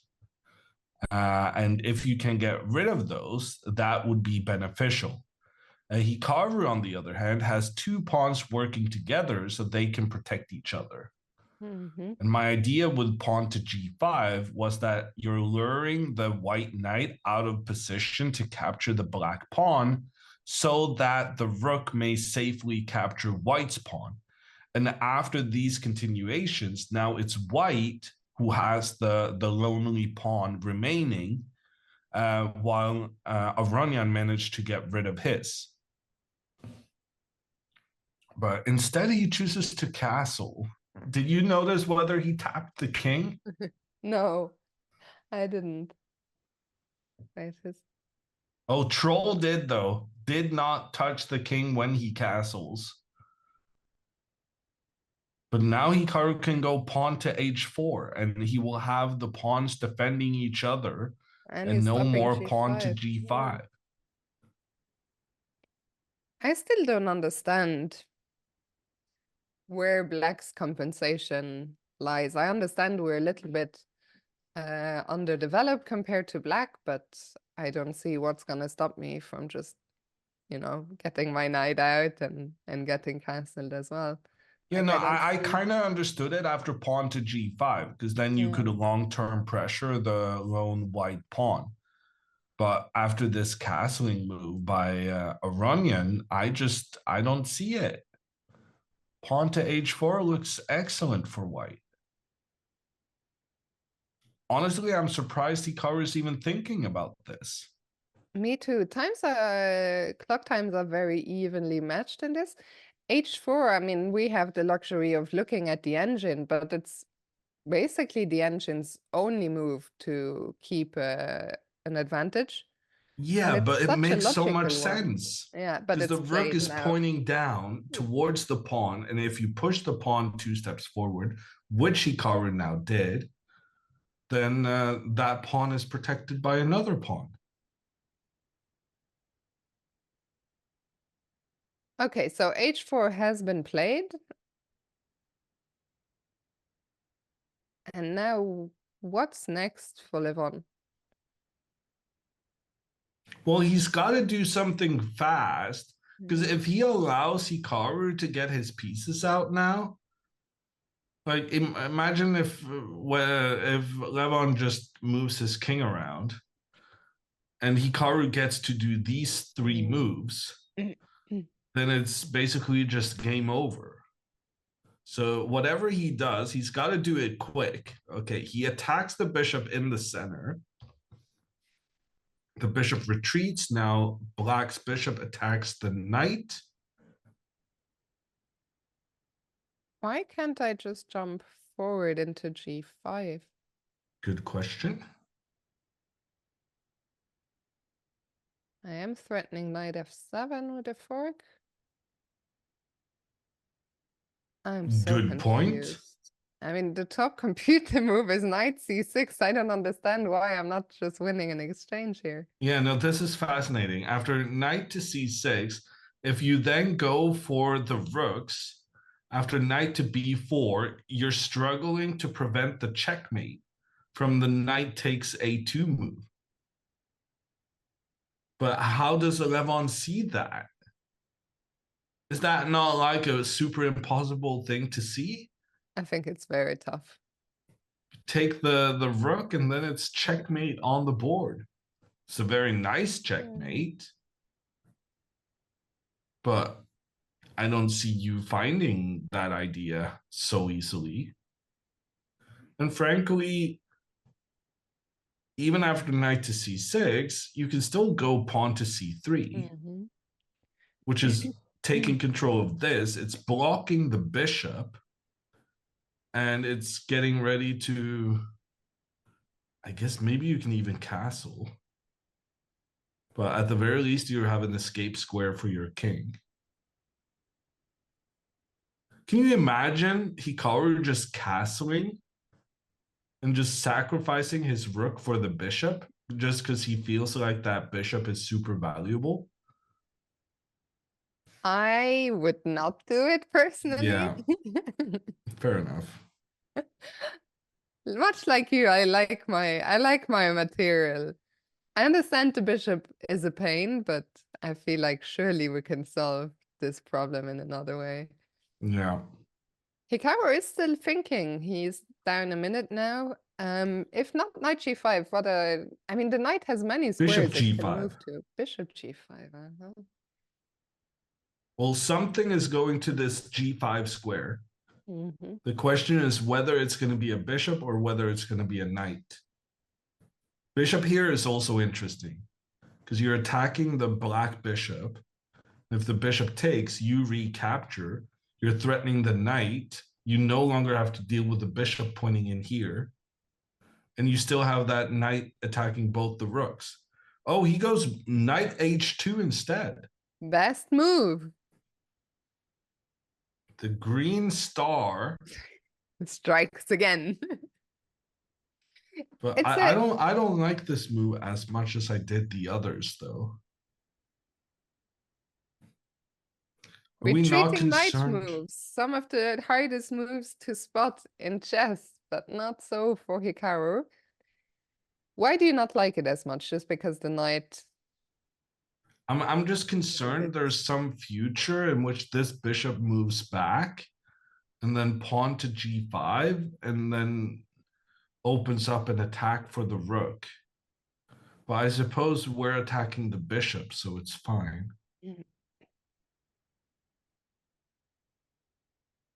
And we will find out what Hikaru's... Levon dropped the bishop to f5. Interesting. So he is saying, I'm happy to trade my great bishop in return for opening the g file. I guess he would then take with the pawn, yeah? No, he's No. taking back with a knight. Wow. Which I think makes sense because you're Yeah. targeting these pawns. Hikaru plays c3. That makes sense because now he's ready to castle. And Computer is saying this is equal, but am I blind or is Hikaru not still up a pawn? I haven't understood the assessment the entire time. Okay, actually here, if rook to e8, trying to take over control in the center, if Hikaru then castles, then bishop to e5 has an X-ray attack in towards the pawns. And if bishop takes, then knight takes, and you're threatening a fork. So you're threatening this pawn on the right side, and you're threatening in the What's funny center as well is that if you play d4 thinking you're preventing the fork, doesn't matter, knight d3 wins anyway, because that rook on d1 was defending the other rook. So that rook falls.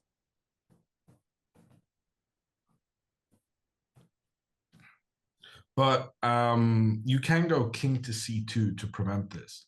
So if rook to e8, then king c2. And you can try the same idea, bishop here, takes, but now there's no check. So now you can just defend the pawn.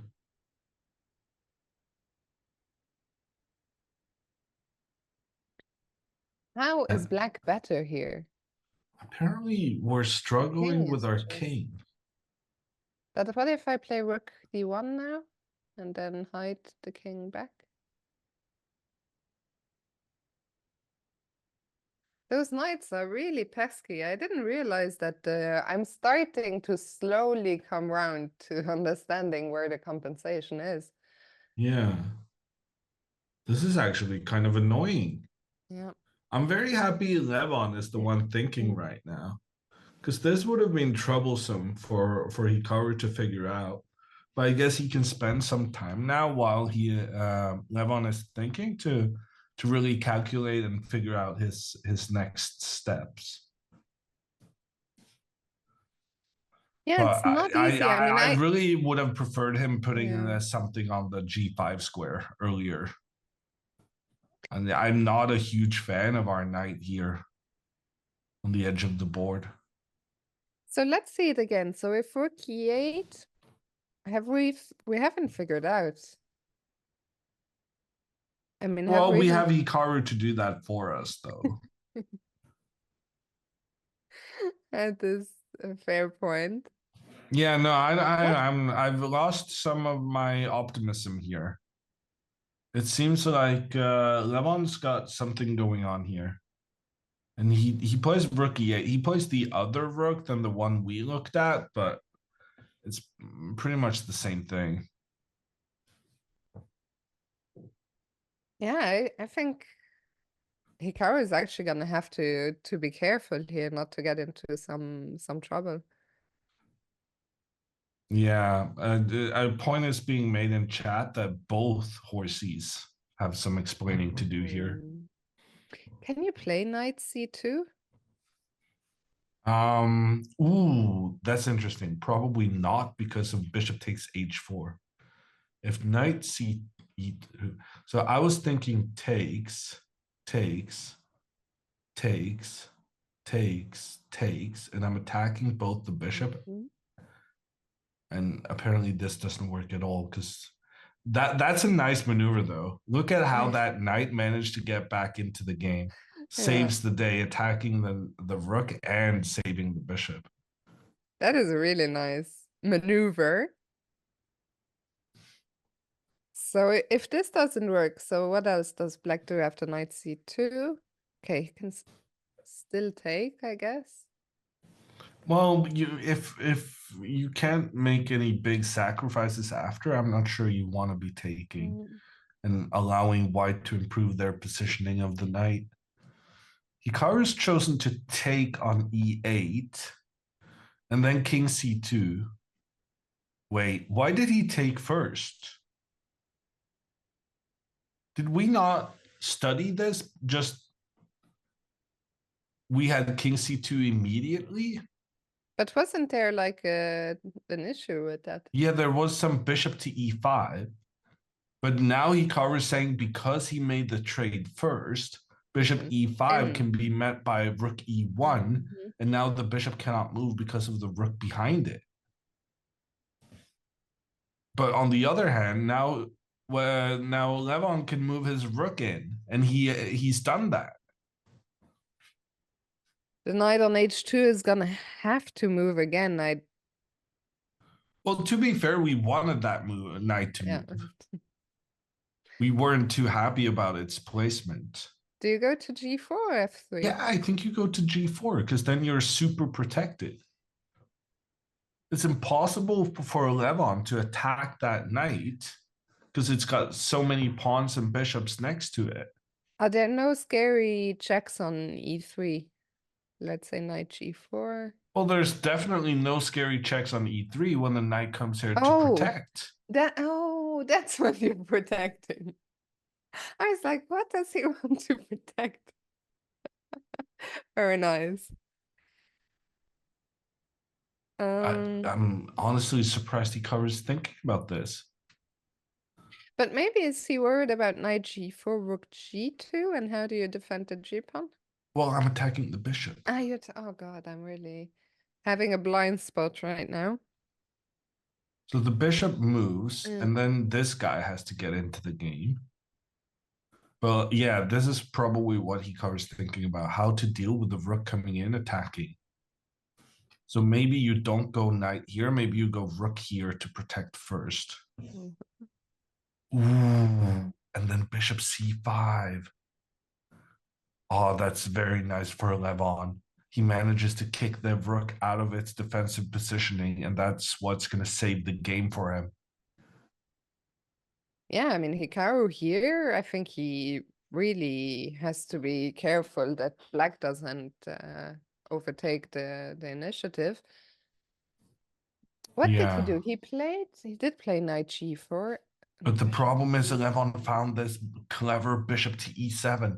That was the only right square for the bishop because the bishop needs to be able to kick the white rook should rook to g1 trying to protect here be played.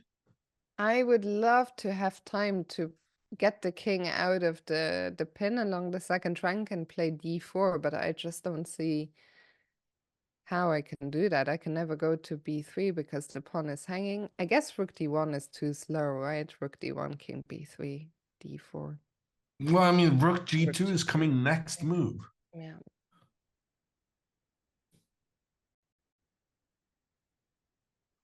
There is no way to hold on to that pawn, is there? Oh, thank you so much, Bambly, for the 10 gifted. Thank you so much for this support.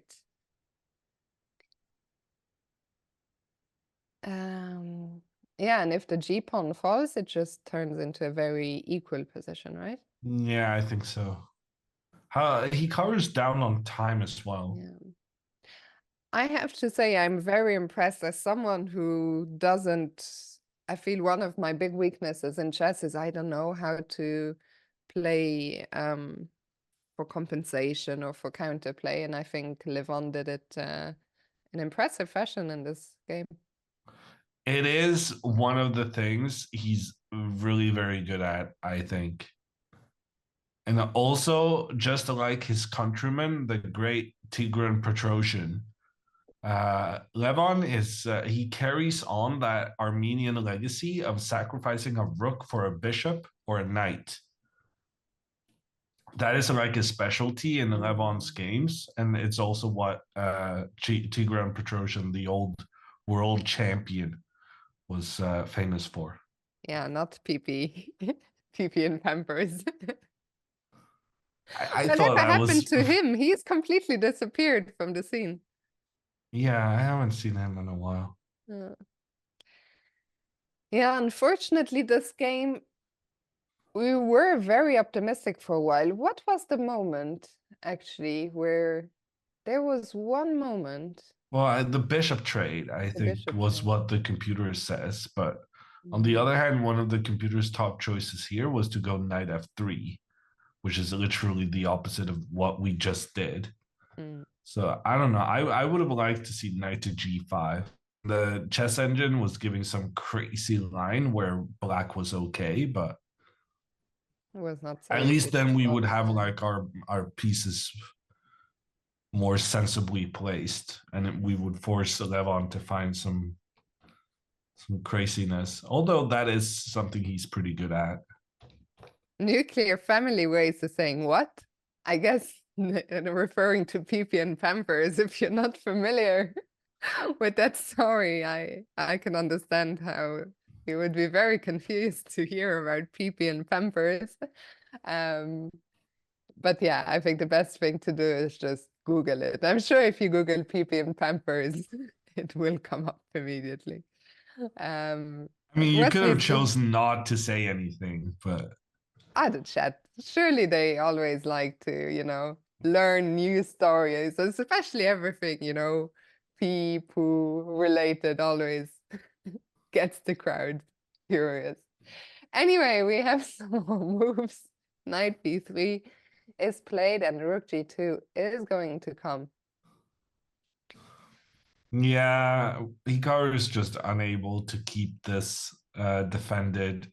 Earlier, I was concerned about the safety of this pawn because it was being attacked along the H file.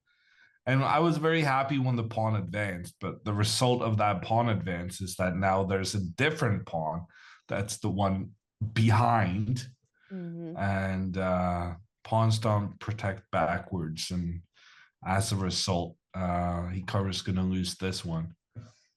Time, as Amy Bear is pointing out, is becoming a slight factor as well, as Hikaru is down 4 minutes. I'm wondering, we could see some mass exchanges here.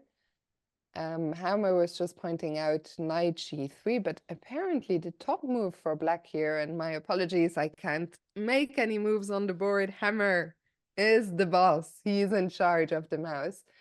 But I think bishop takes h4 is a tactic which might lead to mass simplifications. Yeah, it's unfortunate, but it's a very clever method for Levon. The idea being that if the pawn recaptures, that has opened up for the rook to take the knight. And Hikaru could end up in some trouble here. I still don't fully understand what's going to happen for the next couple of moves. He's looking... Oh, Fiona, yeah? I think I spy with my little eye a checkmate. For who? Hikaru. Okay. Bishop takes pawn. Rook counterattacks pawn. Yeah. Bishop takes another pawn. Sneaky hammer. Okay, I was going to say rook in check and then knight check. And then I just assumed I was going to checkmate this somehow. It feels so close. Unfortunately, both of my planned checks with my knight is being covered by the opponent. Yeah. But the chess engine says that here knight to c5 is very clever. Threatening rook e8 mate. Threatening checkmate. And if the knight moves back, rook f6 threatens checkmate again. This is a crazy line, actually. Oh, no. Oh, and because of these things, because Levon blundered. No, Levon was concerned about the safety of his king with the knight potentially going to the c5 square. So he plays b6. And for some reason, pawn to h5 is winning here for Hikaru. You explain to us, Hammer, why this pawn is to h5. winning. The idea is to try and lure the black pawn away from protecting the knight. And now, because the knight is unprotected, after knight to h6, now that it's unprotected, the black knight has to capture the white knight, after which the knight has left the defense of the bishop, allowing the rook to come in and take the bishop. And now you're both threatening rook takes pawn and bishop takes knight. The knight has to return, but then rook takes 2 pawns.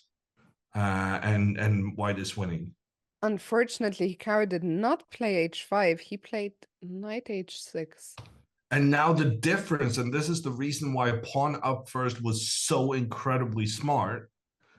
The difference is that now the knight is protected by the pawn, so the knight doesn't have to move, and you can try and rescue the bishop instead. Yet this is still a very, very good position for Hikaru.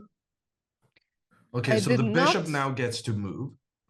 I have to say, I did not foresee that the black king would be the one in trouble in this game.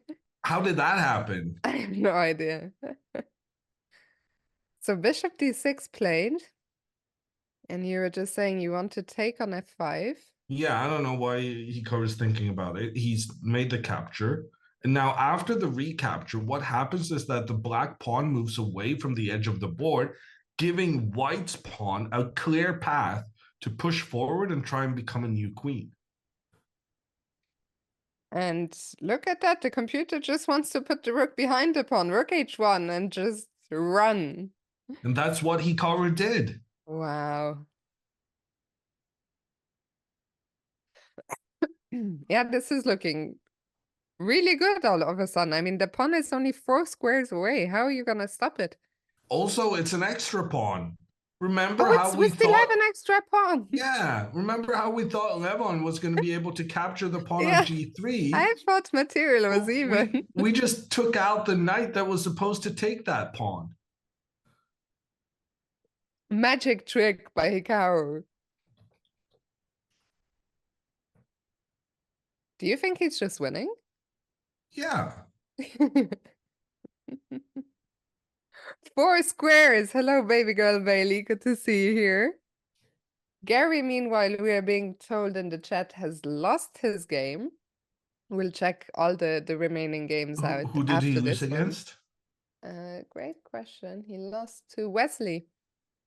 That's actually pretty good because Gary had won his first game and Wesley lost. On the other hand, Wesley is probably a bigger threat overall in the tournament. What's also interesting is that Fabi is in a winning position right now. So if Hikaru wins and Fabi wins, we're gonna get the clash between the two sole leaders in the next one. What a matchup. Imagine Hikaru getting 3 out of 3 against the 3 toughest guys in the field. I mean, last year he only scored. Why did I close that? Last year he only scored 4 points in this tournament. So if he can start with 3 out of 3, that'd be quite something. Rook h1, Levon has gone into the tank. I think it's he's realizing that something has gone wrong. He's cursing himself right now. He's very unhappy about the way he played this. I like this comment from Wembley. Black Rook is like, where is everybody? It's true that rook on g2, it looked so great a few moves ago. It looked like the g3 pawn was going to fall. But suddenly all its colleagues vanished. What do you do? I have no idea. Do I have to No, take on and f4? Engine says there's only one way to play. You have to make the trade because you have to get this check. And in order to get that check, you first need to remove the white bishop. And then after you get this check, you have to run with the knight back because you actually have to just put the knight physically in the way of the pawn. While Levon is thinking, maybe we can quickly come back to the question by Drow. Can we recap why Levon played b6, which was the losing blunder? Maybe we can just very quickly explain once again that Levon was worried about his king's safety. Yeah, so after bishop takes on h4, we were considering some rook to e6, but upon what happened in the game, maybe there's also some knight c5. No, because then the bishop can go back. So we think it is. Maybe he was concerned about pawn takes. Yeah, this is maybe it. Pawn takes, and then knight to c5, threatening checkmate. But then he could have just gone back. Honestly, we're not entirely sure what he thought. We think that rook to e6 was the problem, making this attack. And then if bishop takes pawn was what he calculated, then knight to c5 creates a winning attack for white because it takes out the d7 square. And now the rook is trying to give a back rank checkmate against the king. Yeah, so basically with b6, he was both stopping him, making some air for his king, making sure there was not going to be any back rank checkmate, but also stopping the knight from jumping to c5. He just completely missed the whole knight to h6 thing. Because if it wasn't for knight h6 or h5 here, black would be fine. Yeah. Okay, we're getting a lot of moves. So after thinking for a bit, Levon has taken the bishop. Obviously, Hikaru needs to recapture. Knight comes in, check on the king. You cannot take the knight because of the rook's influence along the second rank. The king steps back. The knight steps back to blockade.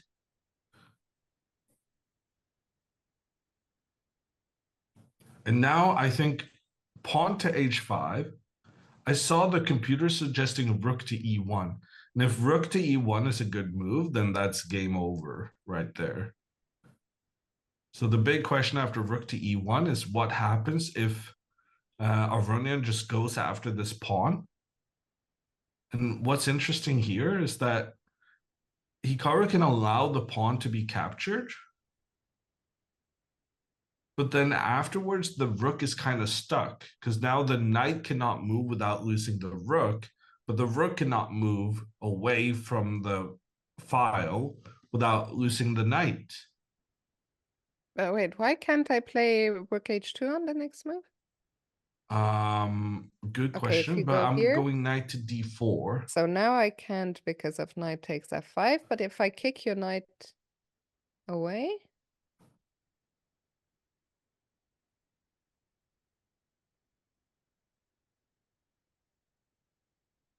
I don't know. It's a fascinating concept in any case with the knight unable to move at least temporarily. Did Hikaru play this, by the way? No. Knight d4. Knight to d4, attacking the pawn. Knight attacks the rook. The rook moves. And now the king comes in.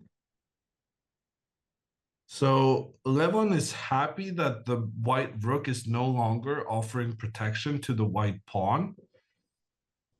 And this means that Levon is able to put his own rook in behind the white pawn to try and stop it in its tracks.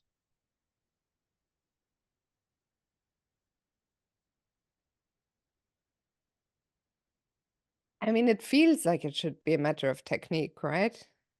Oh, but now he moved the knight again. Allowing rook h1. Well, sure, but there's an attack against the pawn on d2. But Hikaru is good enough to understand that the attack against the d2 pawn is insignificant compared to the benefit of having the rook behind the pawn to help the pawn advance and become a new queen. But a potential problem here for Hikaru is that knight to e3 is super tempting. If he can attack both the pawn and the rook. Ooh, but then the rook captures and protects. Yeah, he's not going to do that. Very curious. He played rook h1. Great move. Wow. Winning move. I think that's game over. And look at the accuracy of Hikaru in this game. I mean, very, very impressive. 95%. Both first games have been. Why are you saying percent? Percent of what? Percent. What do you mean? I had this argument with Anna Kemling's chat during the Olympiad. I mean, it's not a percent. It's just a number. It goes up to 100. Yeah. And then it has to be by definition percent? No. I think it doesn't just mean that it's out of 100. Yeah, but the way we use percent in everyday life is that we mean that it's a part of something, but the accuracy score is not part of like. It's not like 100% I don't accurate feel like moves. this is a discussion I can win because I'm not sure. I'm not sure I even understand the discussion. But Snowy Castle is saying he's not wrong. Yeah, but then there's 5 other guys who saying I'm massively wrong. Hammer has lost it.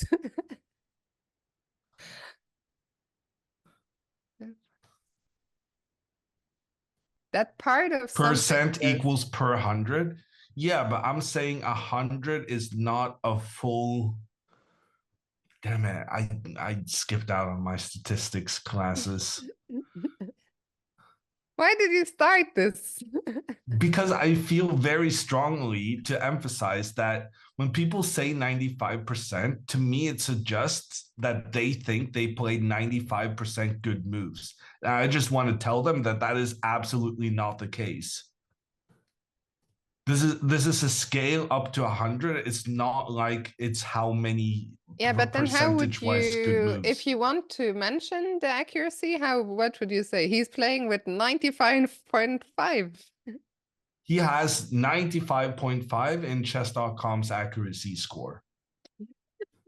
No, but like chess rating, right? Chess rating is, technically what? 1400 to 2900.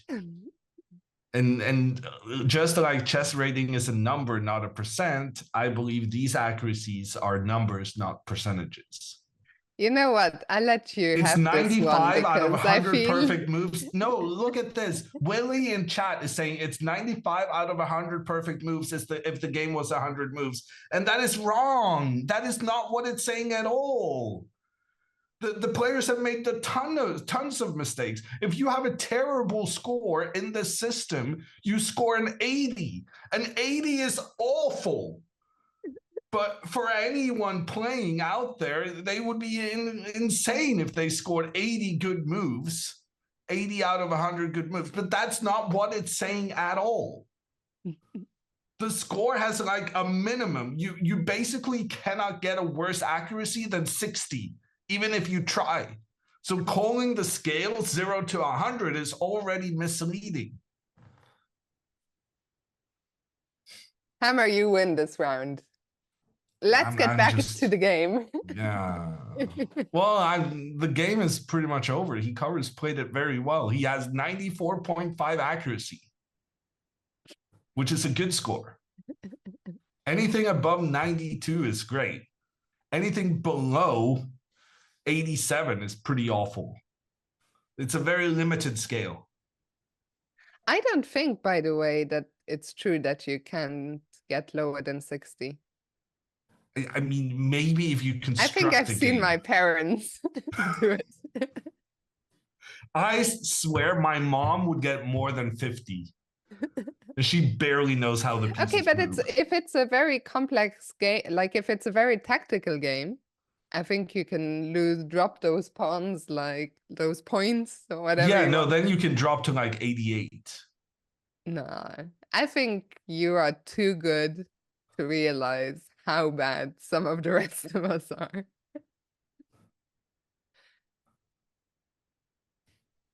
Okay. Well, I hope to have converted some of you who had some vague understanding of what I was saying. And I will be continuing to address this issue for as long as there are people to convert. We'll come back to this tomorrow. For now, the H pawn is running. And running quickly at that. I mean, once again, I see that I have 2 extra pawns, but if I were white, I wouldn't feel it's so easy, no? Okay, if I can hold on to all my extra pawns. I feel like worst case scenario here is you go for this trade and you take this position. Yeah. And with the black king over here, Like, is there any? Oh, I guess I was just about to blunder away the entire game. Yeah, I wouldn't be so confident here Yeah, as maybe white that not. this is winning. Okay, Hikaru's doing some maneuvering. Yeah, no, well, his rook was under attack, so he had to move the rook. Drake Candy has come up with a new nickname for you. Cult Leader Hammer.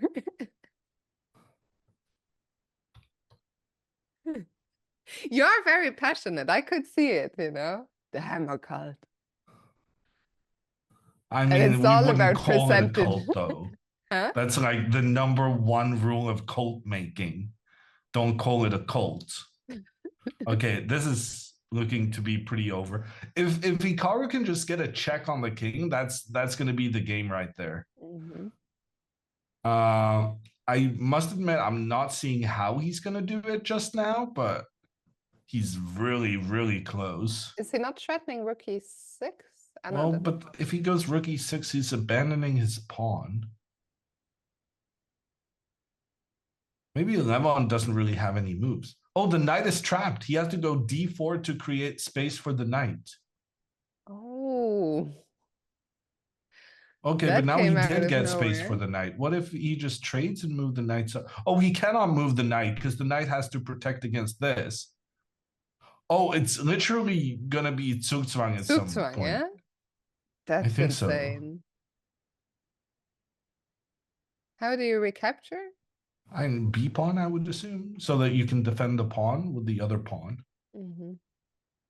Oh, wait, Hikaru can now go rook here. Ah, he's so And he clever. has played He's it. so clever. He's attacking the knight, and if the knight moves, there's a check, attacking both the king and the rook. Very nice. Yeah. And the reason he did this now and not previously, so if he had done this here, then Levon could give a check with his Revon rook. just resigned, by the Yeah. way. Oh, perfect start for Hikaru, sorry. So he could have moved his rook. Yeah, he would have moved his rook so that there's no fork. So that's Ah, why Hikaru kind of feinted some action and moved the king up. Very nice game from Hikaru. impressive stuff. Let's see what else is still. What? All the games have finished already. Oh, That was a quick round. any other people on 2 out of 2 other than Fabi and Hikaru? No, there were only 3 and Gary lost. So shall we see how Fabi won and then we can check out Kasparov? Okay. So Fabi is Hikaru's next opponent. They are both on 2 points out of 2. Let's look from Fabi's position and see what happened. F4, this is the same thing as Hikaru played. Same thing as Aronian played. Wait. By the way, Hammer, just before we move on from the percentage discussion, we were informed, I'm just seeing it now, that when Hikaru played against, I think, Alexandra Botes, she got a 19% score. What can I So say? as her coach, She's exceptional. She does what others thought was impossible. okay, let's get back to the game. Okay, so Hikaru went for the pawn to e4 pretty early on. Sam instead chose to just get his knight into the game. Knights. I don't know. This is looking reasonable so far. Oh, this is looking excellent. Chess Engine loves what Sam is doing here. He's sacrificing a pawn in the center. But if that pawn is captured, white gets really nice activity pointing down towards the black king. So what did Fabi do instead? Well, he did take it. And he did take it again. Ooh, but here comes Shanklin's mistake, Fiona. You know what he did? What did he do? Instead He of went for the Fiona centralizing, check. he went for the Fiona check, getting a question mark for that. And the queen got stuck out on the edge of the board. And Fabi didn't even have a pawn down because he had captured a central pawn. And the queen was stuck on the edge as Fabi then continued his development. Now the queen is attacking over here. Ooh. Apparently this was a mistake because the queen could just get in there. I'm surprised Fabi didn't do that. Knight here is pretty good too, though, because you're threatening to capture the rook. Ooh, and the bishop as well coming in. The bishop gives a check. The pawn advances through the center. Sam feels he has to trade off the black bishop, but then the knight comes in attacking both the rook and the knight. He sacrificed the rook, but yeah, now his king is walking around. His queen is still completely out of play. Fabi gets a question mark. But Sam's king is in the middle. I don't understand how this was ever okay for him. Yeah. Okay, yeah, and just, you know, he's down in exchange. He's got his king in the middle. There's just not really much Sam can do here. And now moving the rook means that Fabi can castle next. And, oh, he had to move the queen out of the rook's path. But now he can castle. Look at this, Fiona. Normally, when the queen attacks the d8 square, you're not allowed to castle. But it's only, you're not allowed to castle if the king passes the square that's being controlled by the opponent. And here the king is already on the c8 square. So you are allowed to castle even though the queen was attacking the d8 square. And then, yeah, Sam is getting, pretty much crushed on every front. Very nice game by Fabi. Him and Hikaru, they are the only two players on a perfect score. Let's quickly look at Gary's game and then we'll go on a break because according to the schedule, the new position should come out 8 minutes from now. Might be delayed by a few, but probably not that much. Okay, apparently Fabi had 82 accuracy here and still won the game. So some of my theories on this accuracy score may need some... Also, Sam had what, 73? Yeah, I said basically you can't get lower than 82, but apparently, oh my gosh, Gary lost in 19 moves. Oh, dearie. And Wesley played G4. This is the move we wanted to see. And he got richly rewarded. Let's see. NF4. Well, that was after. Okay, I wanted G5 here. That's true, and we also looked at the Fiona move. I still kind of want G5 here because I want to limit the options for this knight. Wesley just protected. Okay, both guys getting their knights into the game. This pawn to E4 move has been a staple of this whole opening. Hikaru did it, Shanklin did it, and now also Wesley. The trade happens, but now the knight is allowed to come into the game with an attack on the bishop. The chess engines feel Gary has a great position here. Yeah. And he lost in just 10 more moves. I'm also curious. I mean, there must have been a really big... Oh my gosh, he's already attacking the A2 square. He's threatening checkmate. The only defense for Wesley was to move his rook, and now he can no longer castle queenside. Okay, C5 gets a question mark, but surely it cannot be that bad. He's controlling the center of the board. Wesley tries to advance in the center. I mean, this looks fine for Gary. No. Okay, maybe not. Looks like here. Oh gosh, he's struggling to defend this B7 pawn.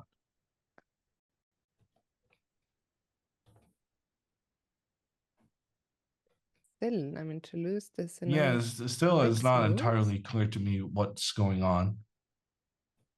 Okay, he's giving up the bishop, but he's trying to attack the knight instead. So they just get traded off. Ooh, Wesley castles. That's a nice That came out of castling. nowhere. Longest castling we've seen so far today. And then pawn to a4 tries to knock the knight out of its defensive positioning. Gary tried to prevent it by going pawn to a5 himself. But then after bishop to e1, he has no way of defending the pawn, and he just resigned. Because frankly, after he's losing the pawn, he's also losing something on this diagonal.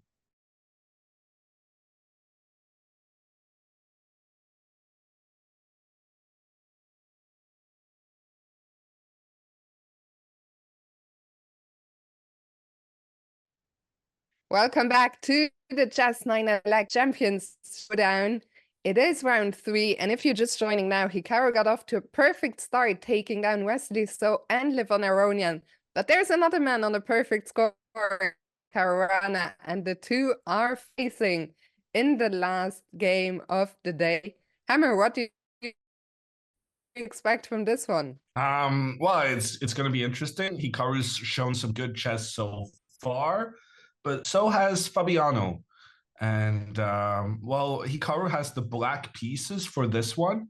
Honestly, I don't think that's a big deal. In fact, I find that it's more common for white to overextend in chess 960 than it is from the normal starting position, because from the normal starting position everyone knows what you're supposed to do and what not to do, whereas you can actually land up in trouble playing pretty natural moves in this format. We will take a look now at the starting position, but for now, everyone wondering, that's not Hikaru. No, it is certainly not. This is Ray Robson. So the players get 15 minutes to look at the position before they start. Interesting that Ray is analyzing all by himself. But once the game starts, 10 minutes from now, he will vacate and Hikaru will be sitting in his place. Hammer, let's look for undefended pawns. I spot some on g2 and g7. Yeah. The only undefended ones I've been able to find. And naturally, I want to target it as quickly as possible. So I'm starting thinking about some move like pawn to f4, which also is the pawn in front of the rook, which I think makes sense. And then if black tries to copy our moves, well, I guess technically now I'm talking on Fabiano's behalf. f4, by the way, is also the move that Ray has on the board. He only has one move on the board. f4, f5 is what he's looking at. Just like you, great minds. Okay, now he's looking at pawn to e4, trying to bring out the queen and have that early pressure in the center. And this is one of the things I'm talking about, where you kind of tend to sometimes over it in chess 960. And here, after takes, it looks like the queen is fine enough in the center of the board, but the chess engines are already preferring black's position because they feel like black can benefit from attacking this queen in the center in the upcoming moves. So what I was thinking was bishop to d4. How that was the only undefended pawn on the board. And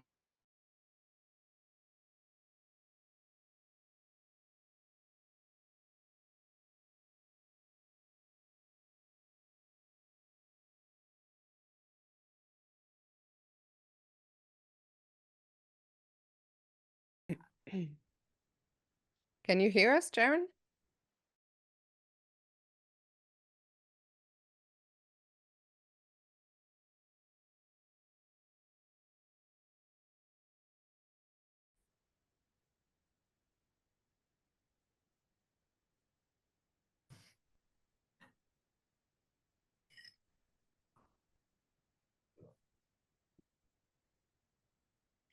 Oh, I think we are back. Yeah, I was going to say, I kind of like this idea, but the computer is pointing out If not for this move, the computer points out, white would just be much better. But black does have this knight to e6 move, which both protects the pawn and attacks the bishop, which is very, very clever. Yeah, And that so is. easy to miss, because normally you don't want to put your knight in front of your bishop, in front of your pawn. But if it has the efficiency of both attacking the attacker and defending the thing that needed to be defended, then you're happy to do it. By the way, I like that Shay's comment in the chat was deleted by a fellow mod. I mean, Shay is a mod himself, of course. But some other mod was like, not today, my friend. I think he had posted like a shortcut, which probably does bad things. I have been caught by this before. Anyway, I was also just wanted to say that Ray, a few people pointed out, Ray does not look happy. But it could be something to do. We didn't even go through all the results of the previous round, but he lost in round 2 with white to Linnea Dominguez. So it could be that that's why he's not looking very happy. And elsewhere, the only other game we didn't see, Sam Sevian beat Grigory Oparin. So those are all the results from round 2. So what if we don't go for this bishop d4 idea? What do we do? Well, that was kind of my whole thing. So let's go check out a different first move, because the chess engines are recommending pawn to e4. And then the big question, as always, is what happens if the opponent just copies you? And here there's the move pawn to f4, which could be interesting. King's Gambit. Yeah, King's Gambit, immediately putting pressure in towards the center. But here you have the benefit of that. If that pawn is captured, you can recapture it immediately with your rook and have your rook point down here. Sorry to... I'm just seeing that Ray is looking at some really crazy stuff. Somehow the two bishops from... But wait, is he... What was he just... He was looking at some insane... Where did those bishops... He's definitely focusing on the pawns that are not protected from the initial position. And he seems to be pretty firm that f4, f5 is going to be the start. Let me see, actually. Is he playing white or black in this round? He is playing black, yeah, would make sense. Oh, and he's playing none other than Garry Kasparov. It's a cool matchup. Yeah.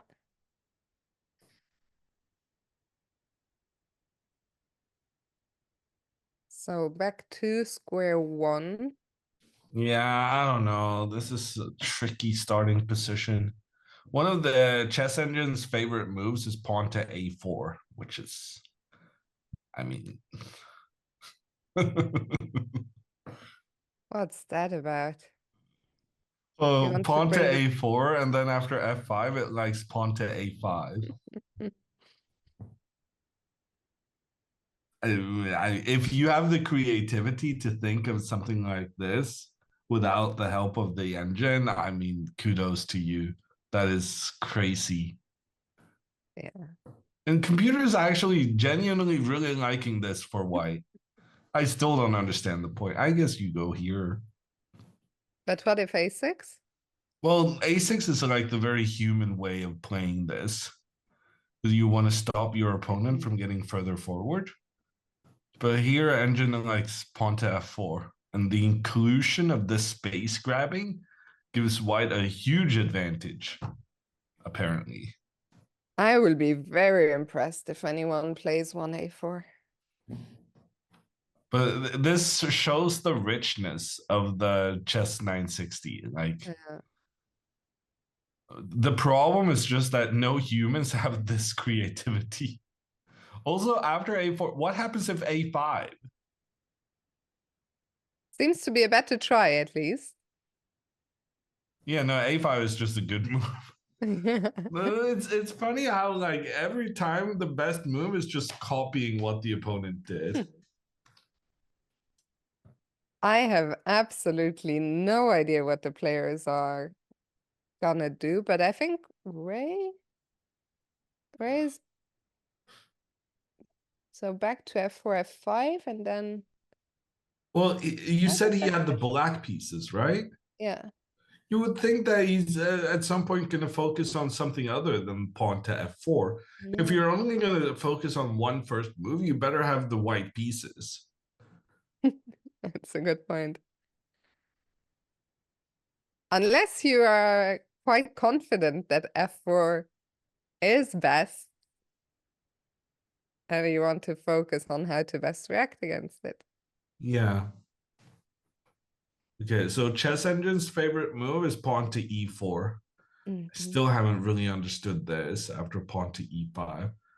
Now, we discussed pawn to f4 when we got interrupted, but after takes, the problem with bringing the rook out so early is that it's easy for the opponent to make counter threats against your rook.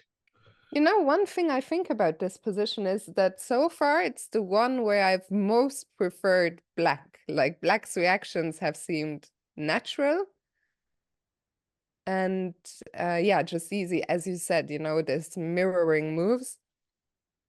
So I'm quite happy to see this. There are some Is it a positions disadvantage for Fabi being white so that Hikaru can gain a lot of time in the opening just copying the moves? exactly. It's a good strat. Ray does Yeah, not so look the happy the chess one bit. engine's suggestion is knight to g3. Mhm. And I guess you go knight to g6. Ooh, Fiona, this is a big deal, maybe. Ah, this undefended pawn. Again, the only way to protect it is knight e6. Then you have a pretty nicely placed knight inside the opponent's half. And do you play g3 to stop black from doing the same? Yeah.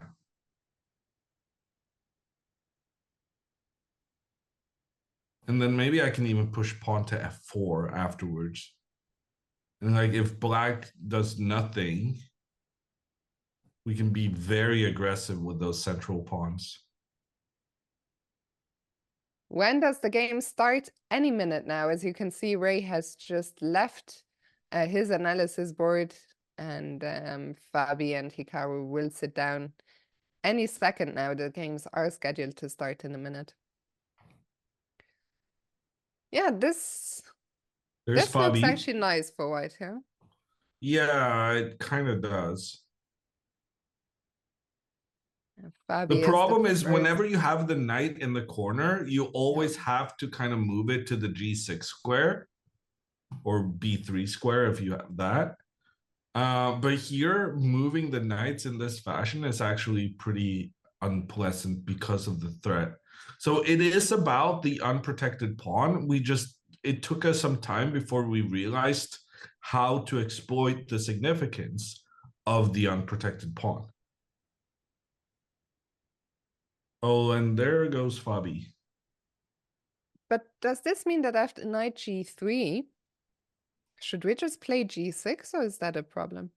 Well, if we go pawn to g6, we This prevented the knight, opponent huh? from pushing forward, but we've also prevented Mm. ourselves from getting our knight into the game.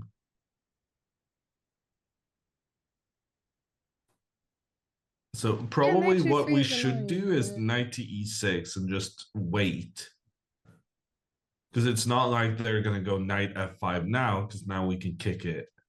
Ooh, but then white gets the bishop pair. Your beloved bishop pair. Unbelievable. Wow.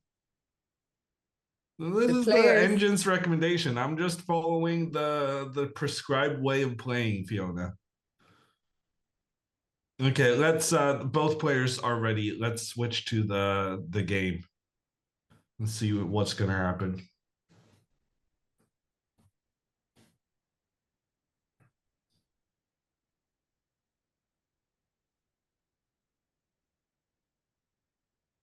So the players are getting ready. Do you think Fabi will open with one F4? No. With one E4. Yes. This is the move we were most impressed by in our pre-game analysis. And then we'll see what conclusions E4 it Hikaru is. and Fabi has F3. come to. So That's a F3 very looking... passive move. But doesn't he want to get the queen to G3 maybe? Or what? I think he wants to go pawn to D4 and he just wants this bishop to protect. Oh.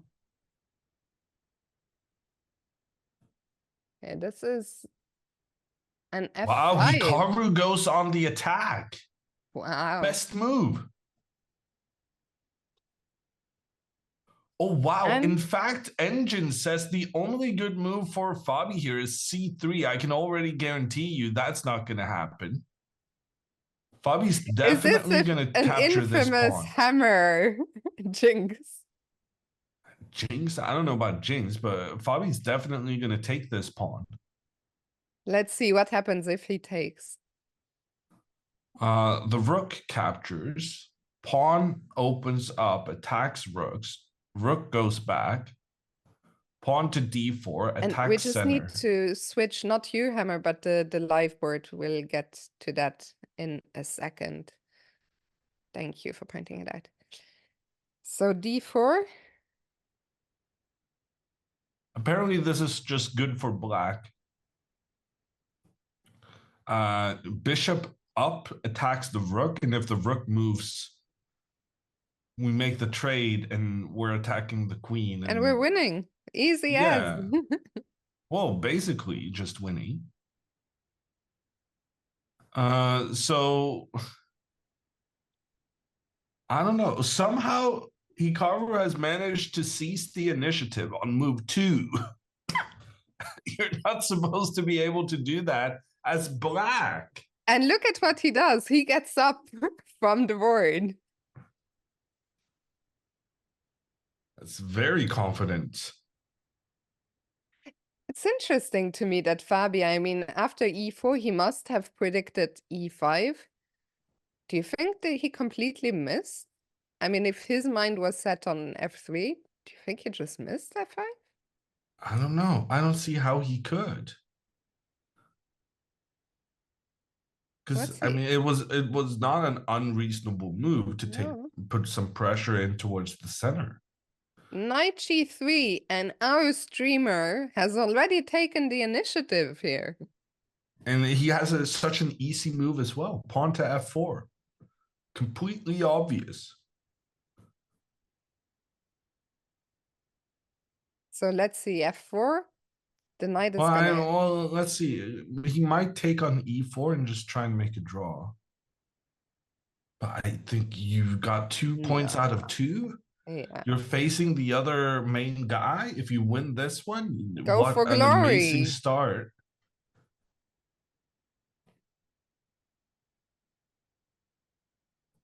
Yeah, so let's see, F4. Yeah, the pawn has to move. We're assuming it's going to push forward and attack the knight, and it did. And now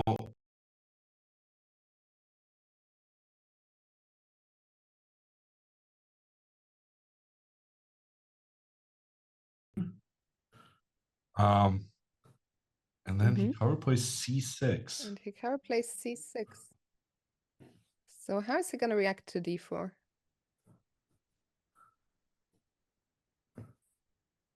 C6. Is he trying to go D5? Yeah, I was wondering C6 as well. is protecting this square, so he might push the pawn up next. Could it be that he's also just opening up the bishop so that F4 is overprotected in case Fabi plays D4? Well, yeah, and also just the center in general, right? Yeah. If D4, maybe he wants to take and go bishop E5. Is that... Well, maybe here he can go knight attacks the bishop and then bishop E5. This looks kind of nice. Yeah. I'm liking this so far. Yeah, I no, mean, the it's only opening has move been a 4. tremendous success. Yeah.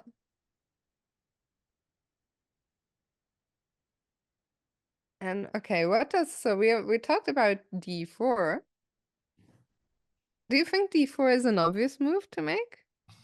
Yeah. It's the natural move, right? Yeah.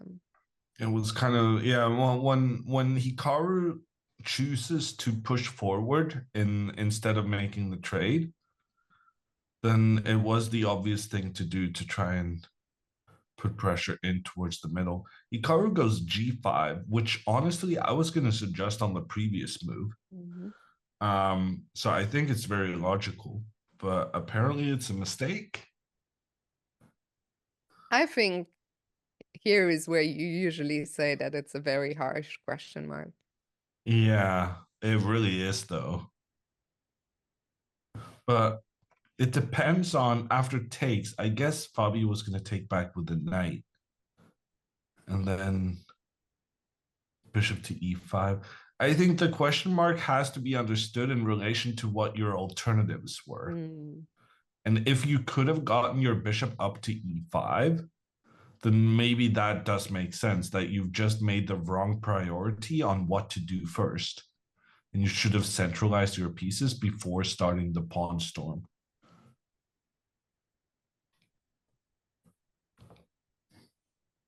The weird thing now is that the computer's by far top choice is pawn to a4, which is obviously never going to happen. Yeah, I mean, I have. What the frick? I knew the hammer jinx was. You were begging for it, hammer. You took too many. You took your chances too many times. Okay, yeah, no. Apparently pushing our pawns on the side of the board. We've learned. Okay, And that a5 pawn though. just keeps rolling down the board. Yeah. It's going to get one step further even.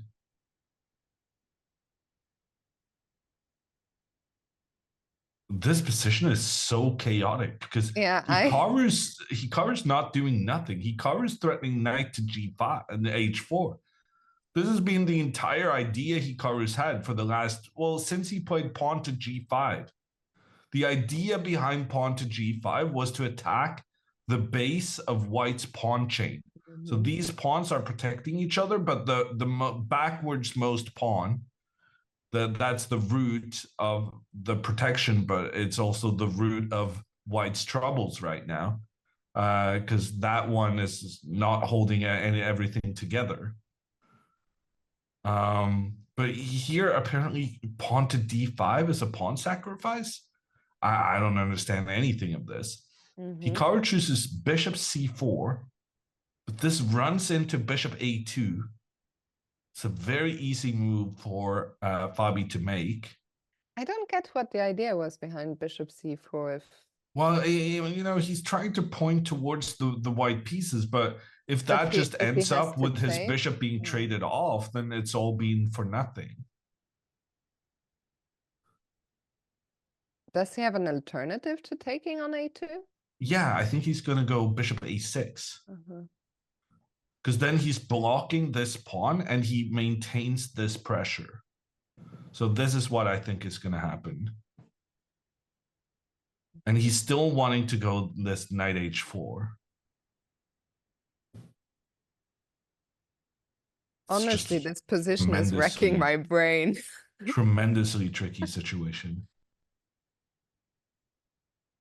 I'm guessing Hikaru's going to go, so some here pawn to d5 makes sense, and then pawn to d6.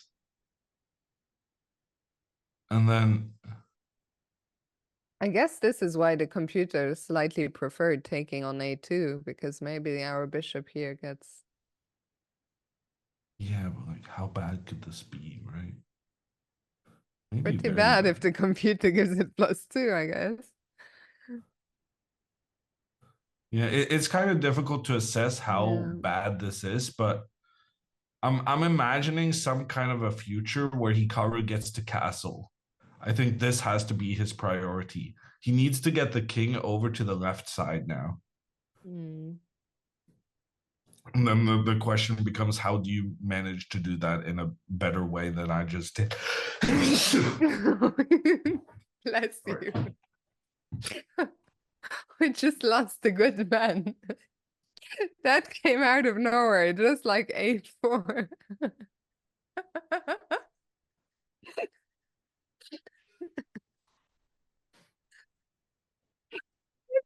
It shouldn't be that funny.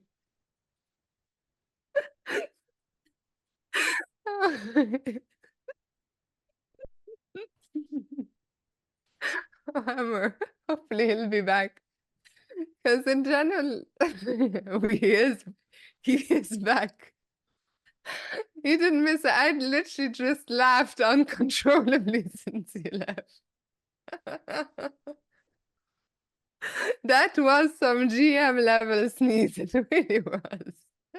Wasn't even the biggest one I've had today. Oh goodness.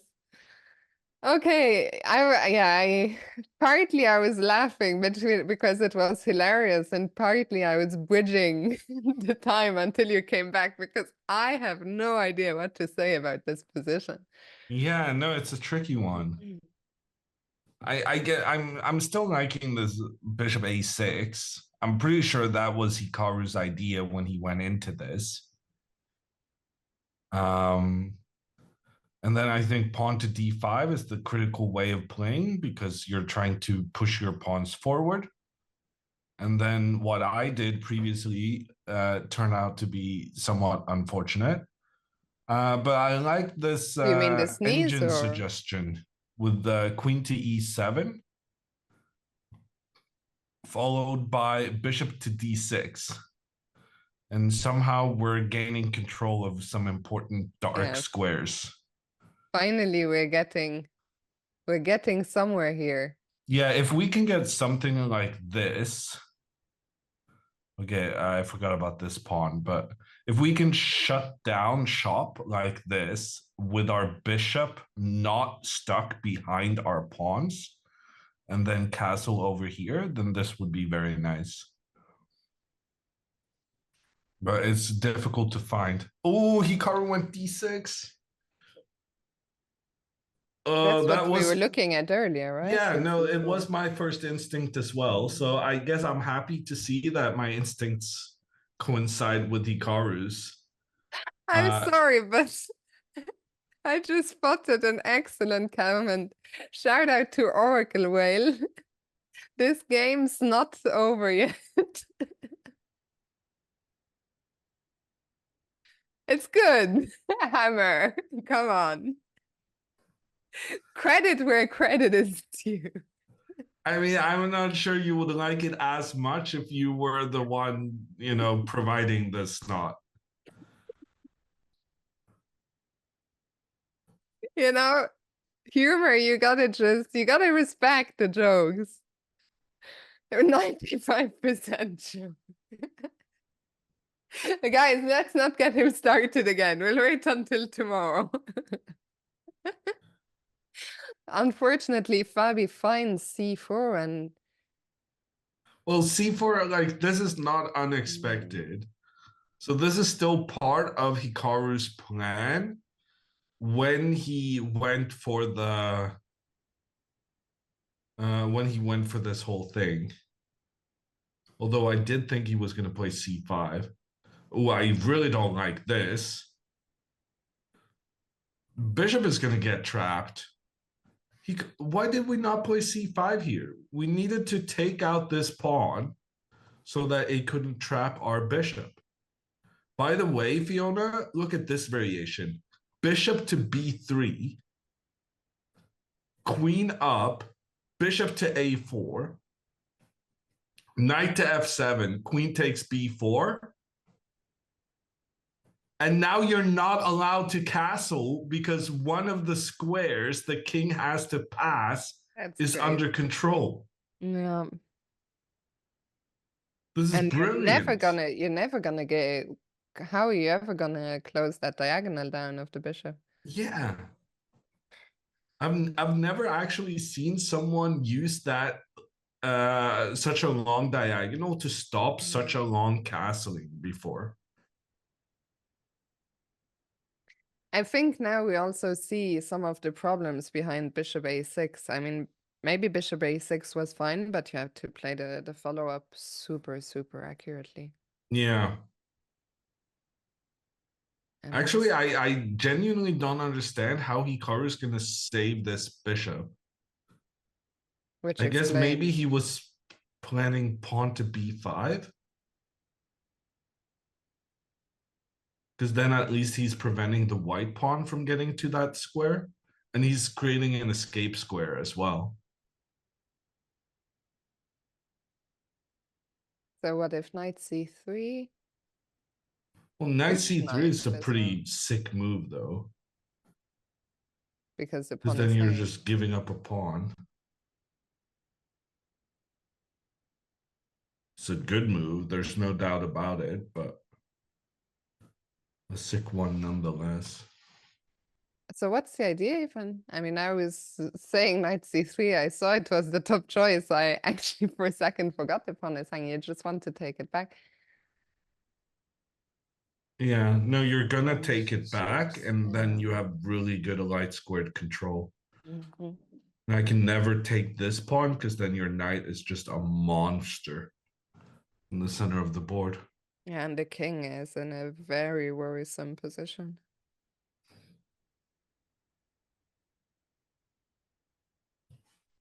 Hikaru Okay, does go Hikaru b5. I did go mean, b5. I'm sure it's not a move that he was happy to play, but might have been one of the only ways to save the bishop. Yeah, no, I think he had to do it.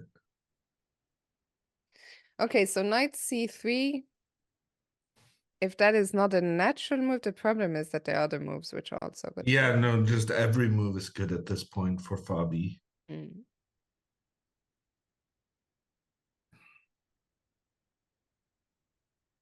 Hikaru is getting up again. He's really a hard man to read when it comes to, but Fabi took on b5. Yeah, I think that makes sense. Mm. Oh, he took him b6. Ah, he took on b6. I saw No, some that I action. don't necessarily like that much. No, this I think could be interesting for Hikaru. Okay, so first question is, I guess we take with the pawn. I think so, yeah. We take with a pawn. And now we're not getting cramped by this pawn on a5. And we got a potential to do something with our rook along the edge. No, I'm very happy with this development. And we still have some ideas of going pawn to c5 to try and just blockade everything for a draw. Worst case. Worst case, or is it the best? Ah, you mean worst case? Okay, never Well, mind. Yeah, if our other yeah, defensive yeah. plans Yeah. fail.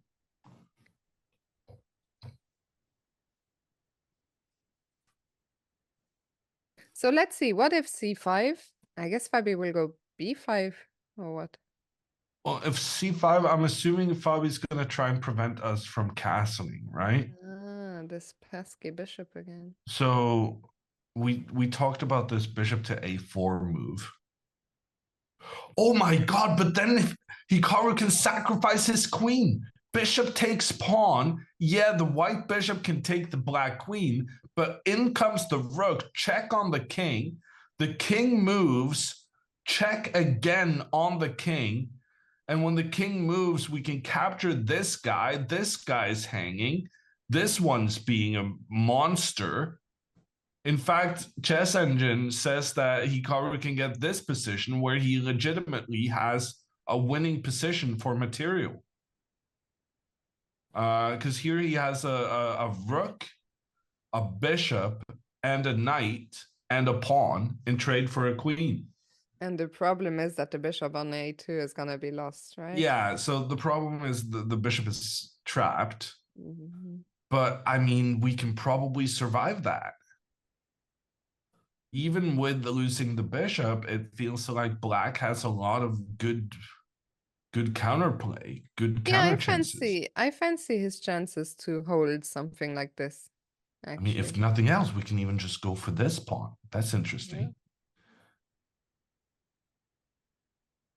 I would like to have my light squared bishop. We have put a lot of pawns on the dark squares, which means that our light square control is not great. If we had a light squared bishop here instead of a rook, then black would probably be completely fine. Even though the rook is normally more valuable than a bishop, we really need a bishop to control the light squares. But something like this would be amazing. And pawn to c5 was played by Hikaru. I don't think Fabi's gonna fall for it though. Yeah, Fabi's too good. And Hikaru goes king b8. I don't like that at all. He's giving up all the opportunities he could have had to castle. I guess he's just saying that it's useless to even try because Fabi's always gonna prevent it. But what's the idea behind king b8? To just defend the rook in the corner? Yeah, I guess. He probably wants bishop c8 and try and play g4. Maybe he needs to get his counterplay started. He needs to counterattack on this flank where he has the more advanced pawns. Fabi is good, the rook f2. Yeah, that was kind of an obvious move, and it's also a really good move. Okay, I guess we have to, even if it's desperate, we have to create some counterplay. So let's go back to the idea you're just pointing out, maybe with g4. Can we also do something like h5? Okay, so bishop c8 trying to go g4. Yeah. But now our king is very on its own out here. I'm so nervous that this queen is just gonna manage to maneuver its way in. Very quickly. Like for how long can we go pawn to g4 without just getting the queen in our face? Okay, bishop b7, and if I sit.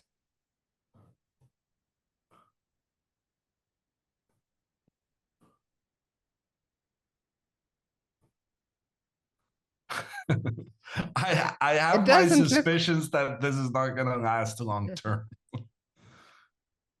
I don't know. I mean, I'm not even sure what I'm even trying to do on the king side, even if I have another move. Everything's protected. This rook is both defending and attacking at the same time. Okay, bishop to b7 played by Hikaru. There's a trade. Knight to b5. Now the other knight is going to come. This position is just really not fun. I mean, the position is, of course, bad, very bad, but it's also like there's just no counterplay at all. He might bring the queen as well. What about our own queen? Can we not? Where can we even go? This bishop is not having a great day. No. Just being blocked in every direction. I mean, it's really tough to even come up with a move. What if I go g4 immediately? What did he do? Rook f6.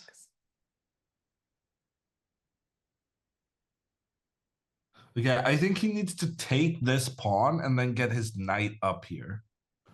Oh, never mind. Now he can't do that because of the bishop. This has got to be one of the worst positions ever. I mean, Fabi has all the time in the world to improve his pieces, and what is Hikaru gonna do? We need to find at least... I like that the engine is not suggesting queen c3. I have no idea why Fabi can't just bring his queen in and give a checkmate.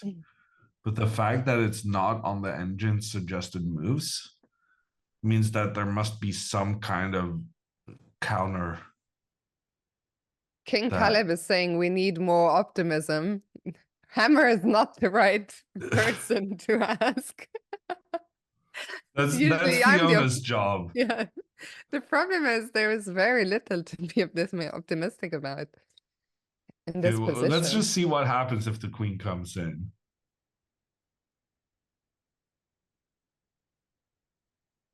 Hey,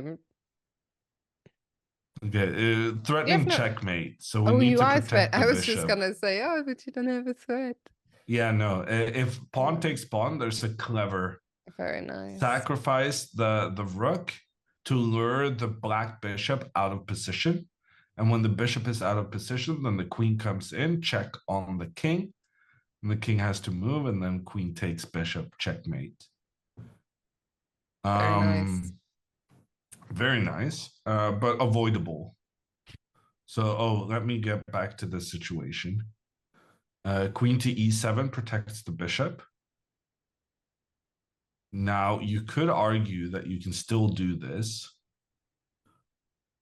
Check, check, and bishop in here. But actually, here, bishop back is okay. But there is no need, right? I mean, it's nice to see a line where it would be fine, but there is absolutely no need for rook a8.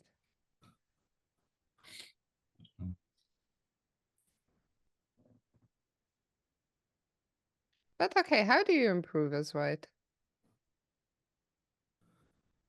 I guess we bring the knight. Where do you want to bring it to?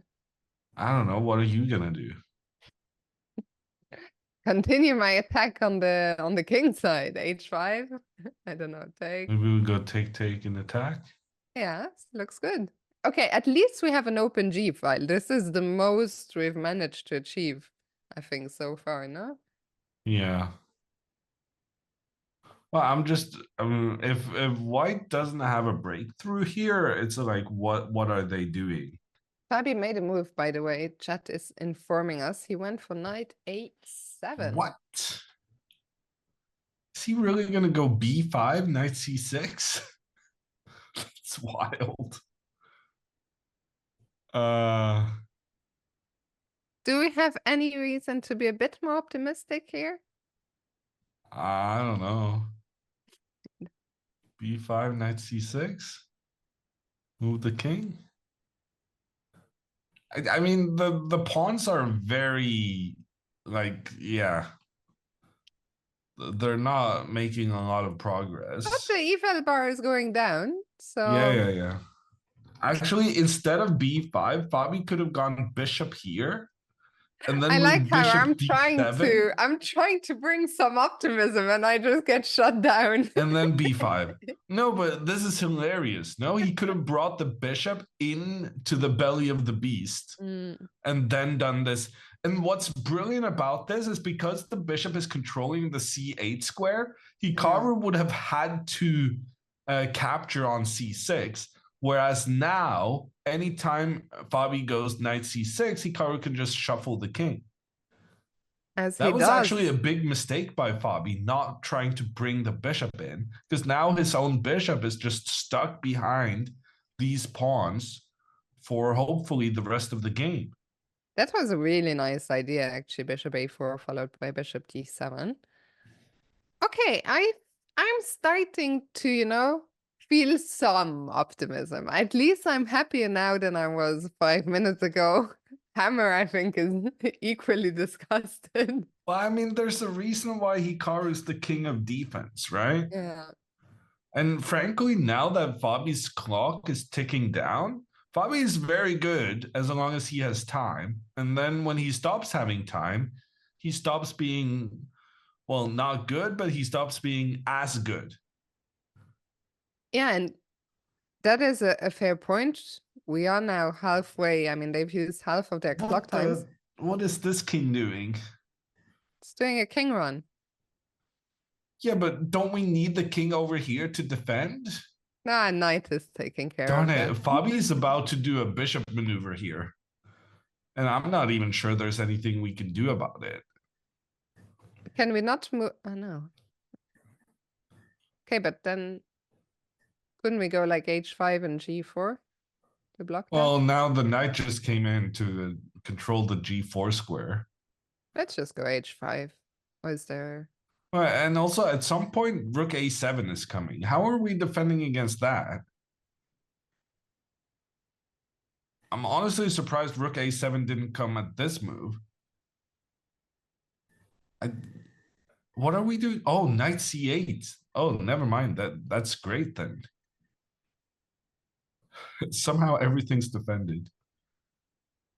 And here the knight is trapped. That's what we want to see, Hammer. Yeah, no, but I'm still concerned about this bishop coming in here. It's very long-winded, but there's not really much you can do about Okay, it. but what if I go h5 now?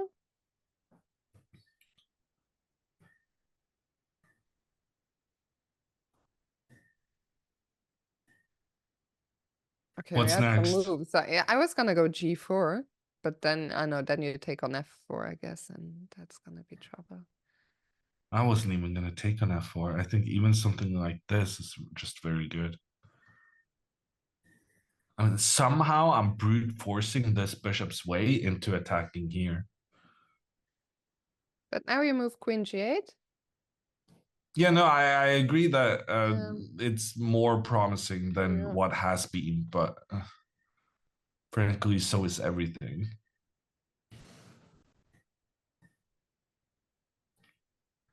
Yeah, I don't know. For a moment there, I thought Hikaru could save this, but I'm gonna say he's a dead man walking. Oh my god, he just took on c6. I kind of like it. That knight was a complete menace. If we can just shut down the king side now. Okay, so he can maneuver his knight here. I'm not super happy about that. He can maneuver his rook here. Not very happy about that either. Yeah, I mean, But it's still an ugly. it's going to be very time consuming to get the knight here, though. Yeah, but what is black gonna do at that time? We have to go g4.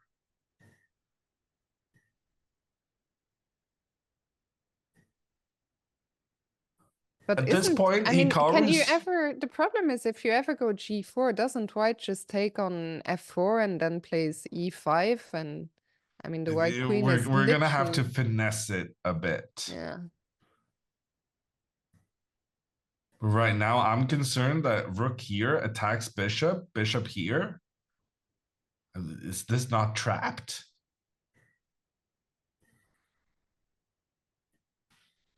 I can even go here. How are we ever getting this bishop out? We aren't. Okay, let's not put the bishop on h3, I guess. Well, I mean, good Ah, luck. we don't have a square. Literally the only Oh, square. goodness. Oh, he played g4 first. What a guy. He's shutting down everything. He wasn't sure how he was going to get our bishop if it came to the h3 square. So he's just taking out that possibility. We're really hanging on by a thread here. But on the other hand, if he can't make progress, the problem But is now he's just shutting everything down so that he can buy himself the time he needs to reroute the knight. I don't see how we're going to manage to defend against this knight maneuver long term. okay, let's say white plays knight b2. Yeah. Can I go h5? We have to go rook g8. We have to have the rook defend Okay. this thing so that we can send the queen Okay, that to makes do something sense. else. And can I now go h5? Sure. Like my idea is to at least No, open I some genuinely, I mean, file. even if you're allowed to capture everything, I just don't know how you're defending this. No. Like, this is the best case scenario. We lost a bishop for no reason, Yeah. and we got some pawns. The problem is they can just take this pawn and they can still do all of this other stuff, and our bishop is still stuck. Because if the bishop moves, they take our other bishop. Oh, yeah. What did Fabi? Yeah, he He played played knight b2. It's a good move.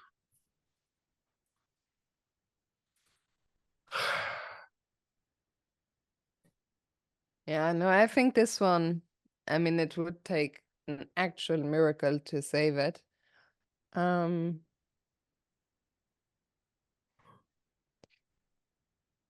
it's No, weird. it went very wrong in the opening. I mean, it went very well on move 3. We were so happy, and then it somehow turned sour quite quickly. I think it all That started with pawn this to bishop a4 was c4. such a good move Yeah, from Fabi. yeah. What did you say? It started with?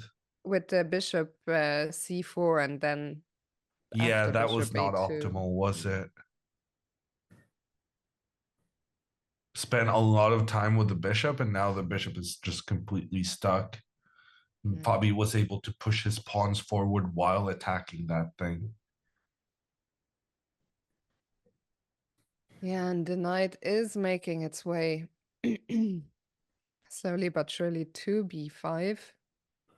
Not even that slowly, I No. think.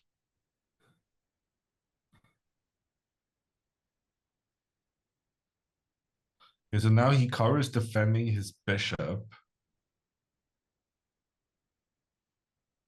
He's defending both the bishops. The problem is when the knight comes here, you can also use the rook to attack after. Okay, he's played h5. He had to do that. Just desperate, trying to open up something for the black pieces. If Fabi now goes h3 to just keep everything protected, we'll have this h file. What Not did he sure do? I'm what we're going to curious. manage to do with it, but Let's see, 3. b5. Oh gosh. What's the idea? Just to get the... So Knight takes, bishop b6. We don't lose the bishop instantly. But what about pawn takes? Okay, he took with the knight. Fabi could have taken with the pawn there. He would have a pawn army making its way forward.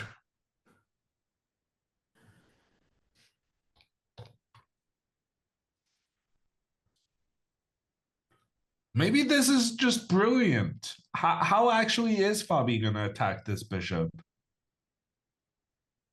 Maybe pawn c7?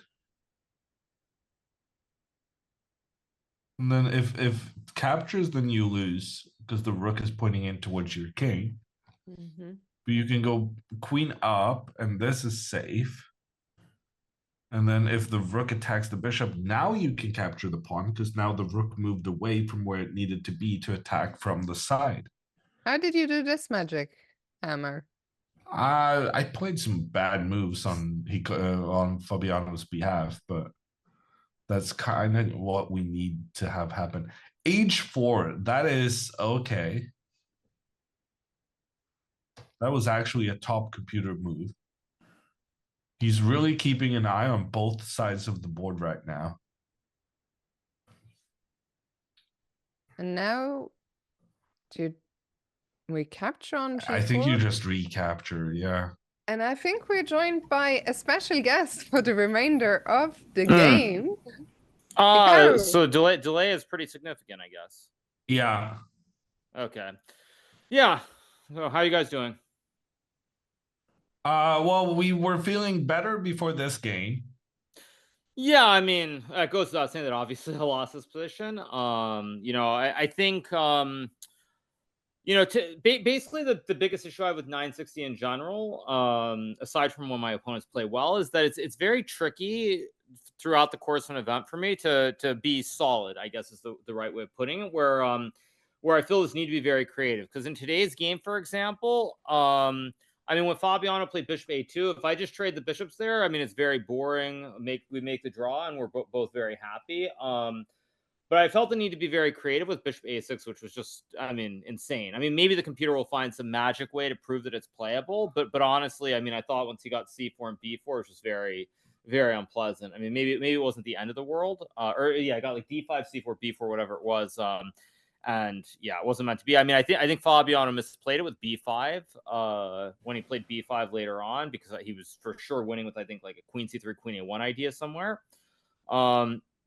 But you know, eventually the position was a little bit too good anyway. So yeah, it's disappointing, I would say, to have the score the way that I achieved it. But if you told me the start of Dave, I would have the score that I have. I'd be pretty happy. So I'm not going to complain too much about the situation. Would you say you played the 3 best opponents on this first day? So I played. Who did I play? But Fabiano, Wesley, and Levon. I mean, okay, it's very hard to judge with Levon, of course, because Levon is, I mean, he's past his prime. I think everybody would agree with that. So well, actually, my microphone's on the wrong one. Sorry. How's the microphone now? Is it better?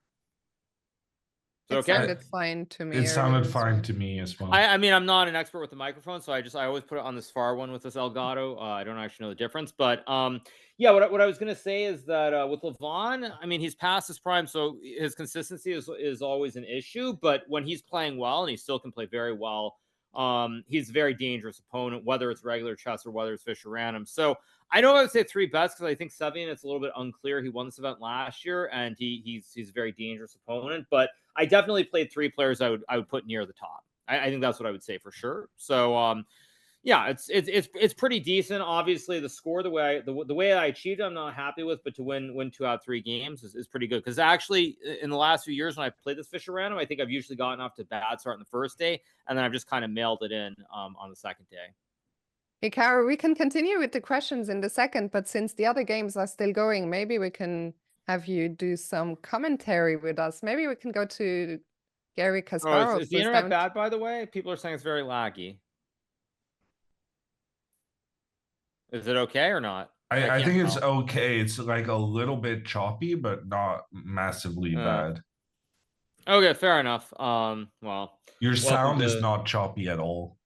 Okay, well that's good. Well, I mean, the only thing that matters when I recap this event and recap Levy's game. So as long as I can do recaps, it'll be fine. So anyway, but that is good to note.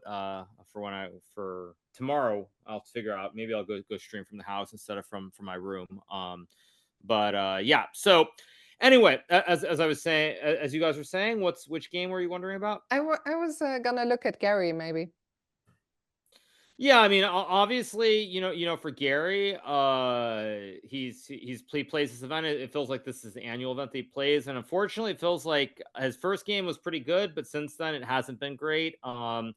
Obviously, he and I have been looking at the positions together, which is, you know, it's a great honor, I think you could say. You know, anytime, you know, one of the 2 greatest players of all time plays a tournament or wants to look at chess with you, that's always it's always very special. So it's been great, you know, analyzing the positions with Gary. I mean, it's always great to see him playing. I guess he blundered here, unfortunately, which is really too bad, because I think for Gary, you can tell that it just seems as though, since he doesn't really play that much chess anymore, he just doesn't have the energy to survive the entire day. But like, if he plays one game, he can just play incredibly well. And I think, you know, also a lot of it is, can you get to a position where it becomes technical? Because if you get to technical positions, even as an older player, you don't suddenly lose your class. And I think, you know, a great example of that was today when Pia Kramling, you know, she simply showed her class in this end game against Levy earlier, where, I mean, she just flat out played him. And so I think for people who are a little bit older, if they can get to a certain position where it's just simplified or it's easy to play, they can play just as well as they always have. But you have to get to that point in the game, which is easier said than done. I mean, it's very tough as well for Gary, as you mentioned. This is the only event he plays, and we see it here as well that he's low. Wait, is the material even here? Yeah. But he's losing. Oh, wow. Okay. Well, Engine says so, but I'm not convinced just yet. Yeah.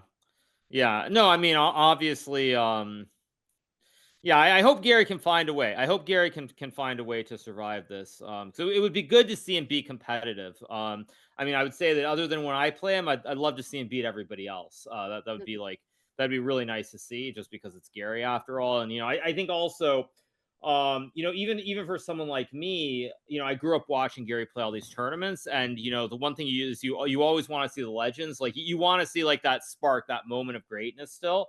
So it'd be really nice to see Gary put together a good result in this tournament. Do you have any idea how Gary prepares for this tournament? I mean, maybe I'll ask him tomorrow. I mean, as I said, when we got the positions before the Mhm. game, he and I started analyzing together. I mean, my guess is that Gary probably occasionally plays Blitz online, if I had to guess. I mean, I really don't know. I really don't know if he does, but that's my assumption. I mean, thinking back to the time when I was working with him in 2011, he was playing, I think on, what was it, Play Chess, if I remember correctly, the chess.com, or not chess.com, sorry, the chess-based server. And he was still playing random games, and of course, he had some of the people from his team who are updating the database with some of those games. So I'm guessing that he's probably playing on a random anonymous account on like chess.com or something. But that would be my guess. Interesting.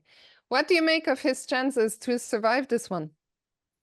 I mean, it looks okay, but the problem, what's the best move? I can't even see. I mean, I'm worried about knight d5 or something. But again, like it's probably bad according to computer, but looking at this optically, I actually don't understand why it's so bad. You've knight a5, queen b6. I mean, I'm guessing that unless Ray is super precise here, Gary will probably be able to make a draw. That's my prediction. Could Gary win it, considering he has an attack?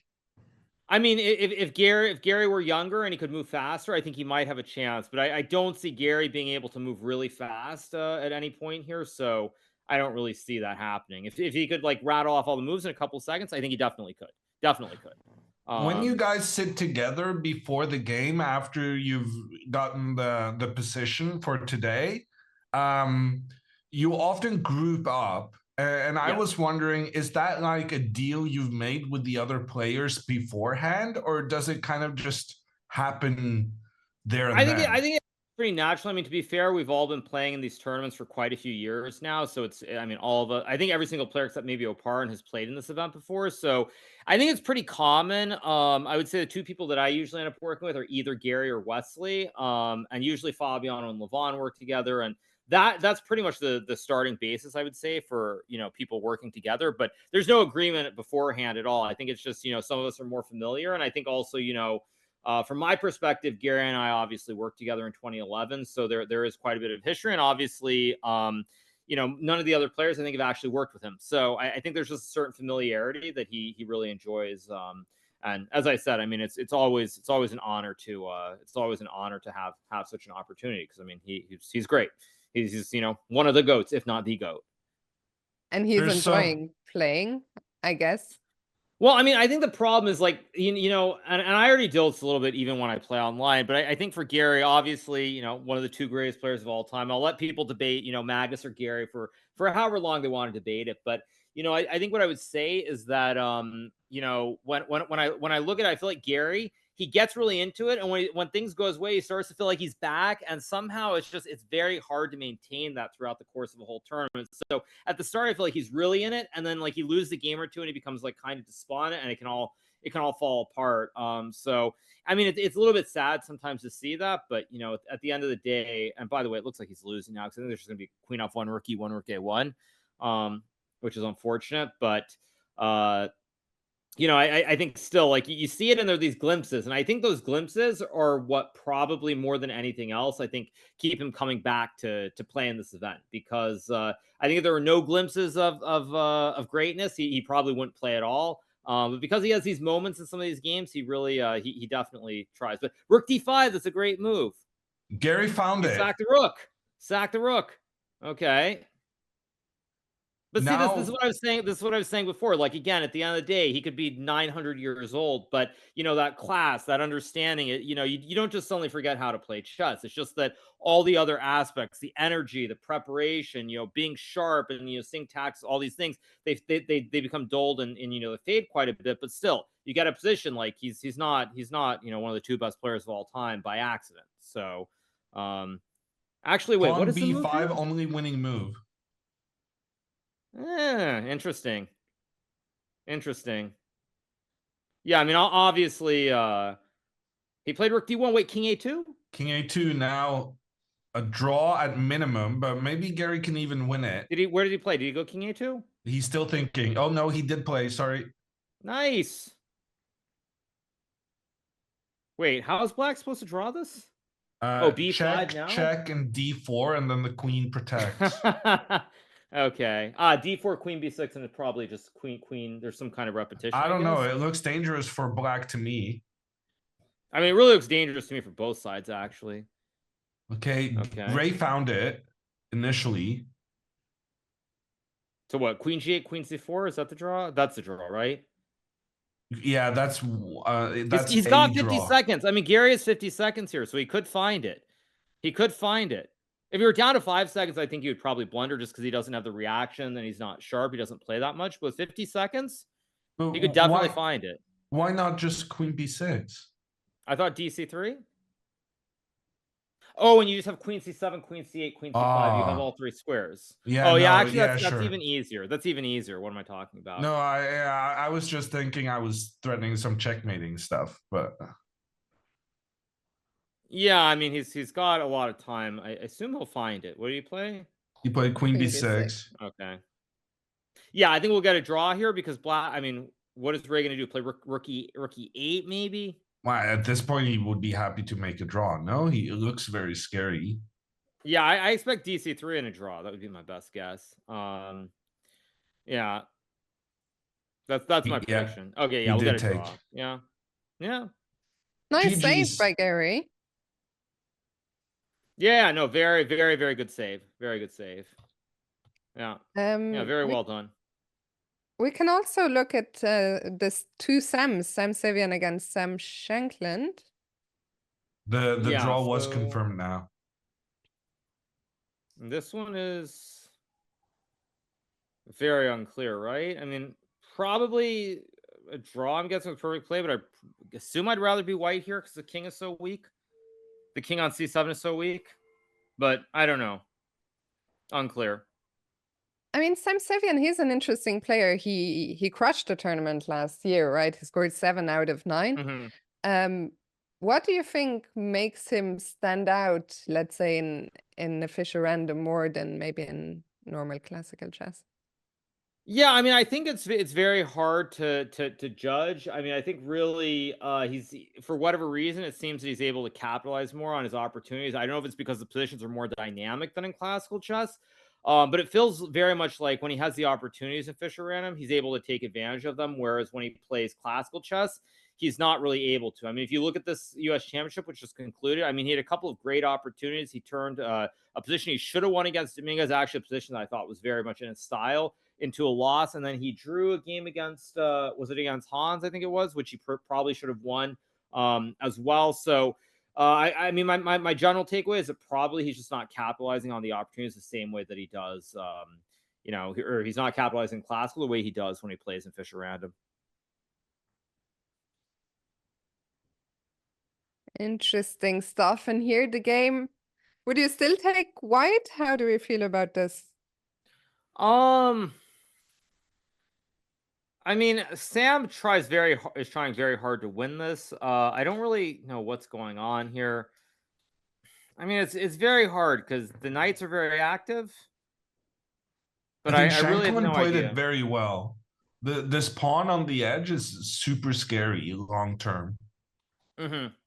Yeah, I mean, I would also say Sam Shankland is someone that I'm definitely rooting for as well. You know, having spoken to him, I mean, Sam Shankland, of course, having spoken to him a little bit, you know, and talked about, you know, the U.S. Championship and everything, sounds like he's dealing with some stuff. Of course, you know, not my place to say anything, but it sounds like he's dealing with a little bit more than simply playing bad chess. So really hoping that he can he can find a way to play well and put together a good event, because his U.S. Championship also was extremely forgettable, and he is someone who's feels like been struggling a lot lately. He's well below 2,700 now, and it would be good to see him. It would be good to see him have a good event as well. And that's where you see that I'm too much of a content creator, because I don't have the same attitude of, you know, like I want to see these guys doing badly so that I can then beat them and all these other things that just doesn't exist anymore. For anyone who's wondering, life changes. When you play in these events, are there some games that you look forward to more than others? For example, playing Gary or Yeah, I mean, the problem with playing Gary, I think I've said this before, is I simply have too much respect for him. And that's a big problem when I play him because I mean, even if he, of course, he doesn't play professionally anymore, he's still a very dangerous player. And so I do like playing Gary, but the number of times where I've had like a much better position or I've been winning and I've let him off the hook, I mean, there have been a lot of games like that actually in I mean, probably 2017, 2019 or 2018, 2019 before the pandemic. But of course, it is great to play against him because he is one of the great legends of the game, and at least unlike certain other world champions, he hasn't completely lost it. He can admit that he's not as good as he once was, but he still is. He still tries to compete. So it's obviously it's great to play against him. I would say aside from Gary, probably playing against Wesley in Fisher Random specifically, I enjoyed that as well. Yeah, I would say playing against Wesley and playing against Gary are probably two people that I enjoy playing against the most. Yeah, that's what I would say. why Wesley? I feel like we always get creative positions in Fisher Random, unlike actually in most of our games that we play in Rapid or Blitz. Maybe Kramer should do a video on all the draws we've had over the years. But I would say in Fisher Random, I feel like we get a lot of creative positions. It's always fun talking with him after the game and analyzing and going over everything. What Wesley and Gary are probably two. Levon as well, also another person I played a lot over the years, both in regular chess but also in Fisher Random. And so probably those would be my top three: Gary, Wesley, and Levon. Okay, well, one of them still to come. Meanwhile, Sam Shankland, is he making some progress here? Those pawns are looking very scary. Yeah, it looks to me like he's probably going to win this game. I mean, the big issue, of course, is that the knights are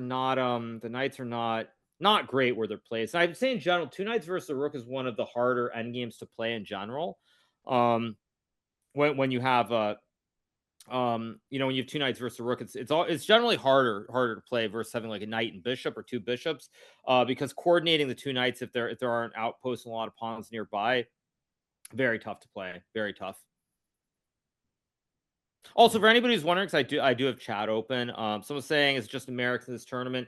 In past years, there have been non-Americans playing, but I think due to the nature of the tournament being so close to the U.S. Championship, combined with the fact that it's quite far away from the Grand Chess Tour, is probably the biggest reason why there are no people from outside of America playing. You arrived a bit early in St. Louis, right? What have you been up to there? Not a whole lot. My wife was playing in the U.S. Women's Championship, so I tried to support her. I think at this point in my career, of course, it's sometimes fun to show up to these events. It kind of reminds me of the old days. One thing that really stood out to me when I was here, whether it was like the closing ceremony, or even just watching the men and the women's event, is that for these young kids, it's so much different. It's such an opportunity for them to compete. And I think I told the story actually on my stream, but I think it was Carissa. She lost in round 9. I think it was. I think she was 8-0, or it was round 9, round 10, whatever it was. I forgot the exact round. And she lost the game. And I remember like my wife and I were at Whole Foods getting dinner, and she was there with A Wonder, and she was basically crying from losing the game. And it really kind of reminded me of like the old days when playing like the U.S. Championship at like 15, 16, 17, like winning it was basically the dream and the goal. And it kind of reminded me of like, how life goes full circle. Cause for me, like now, of course, like I'll be blunt, I couldn't care less, obviously. But like back when I was young, I also, that was one of the big goals. So it's kind of amazing to see all the talented players. I think, looking at American chess, I'll probably say this in other interviews too. It's abundantly clear to me that at the moment, the brightest talent by far and away is Carissa Yip. Whether we talk about the men or the women, I know there are going to be certain trolls out there who will try to suggest someone else, but I would say that for Carissa, she's probably the person who has the best chance at becoming a grandmaster amongst the women, breaking 2,500, and maybe having a shot at making a living playing chess professionally. So I would say that, you know, when I look at it, I mean, she's clearly the best junior in my opinion currently, male or female. I mean, we'll see on the men's side because, you know, Mishra, Seven, you know, I guess Sam's not that young anymore. You know, we'll see if some of the young kids can pick it up, but at the moment, it seems pretty clear to me that that Chris is the brightest talent, just hands down. If she becomes Pun unintended, by the way. Pun unintended for anyone who's wondering. If she becomes a full-blown GM, there is a special prize, right? 100K? Is that? Yeah, I think in the remember US, it there's a correctly? prize of $100,000 for the first 5 American women who become grandmasters. So I think one of them was one of the prizes already claimed by Irina Krush, who's a grandmaster, but there are still four spots available. So we'll see what happens. But you know, it's great to see more promotion, whether it's the men, whether it's the women, but just in general, it's for a lot of these people to have this opportunity. The game, meanwhile, has ended in a draw. Do you want to quickly go through your first 2 games? Sure, we could go through them quickly. I mean, I think it's pretty clear cut what I did well in those games versus the third game, which is I tried very much to be boring. I think my game. Let's just look at my game against Levon. The Wesley one's not. We can just look at this one. But you know, I think my game against Levon is a perfect example of what I should do in Fisher Random in general. And then at some point, I failed to do it in this event specifically, which is that if you go forward in the opening, I mean, it's all pretty normal. I play E4. Yeah. And like somewhere around here after E5 takes rook E1. Yeah. Levon played, what do you play here? Played D6, right? Yeah. And then I went knight F3. And already here, like somewhere right around this moment, I think Levon was completely fine if he put the bishop on G7, but he plays bishop F6 and bishop D7, and he starts trying to get creative. And it's kind of funny because to me, the way it feels is that in Fisher Random, in most cases, you effectively end up getting punished for being creative. And the more boring you are, the better it ends up turning out. It's like you have to be boring and wait for your opponent to go crazy trying to do something spectacular. And so like in this game, I think it's a perfect example. I played Queen H7. What did Levon play? Played Knight E7, right? And then I went Bishop E3, you know, and like all this stuff was like so plain and so simple and boring. Oh, Bishop H6 was a mistake. Wow. Who knew?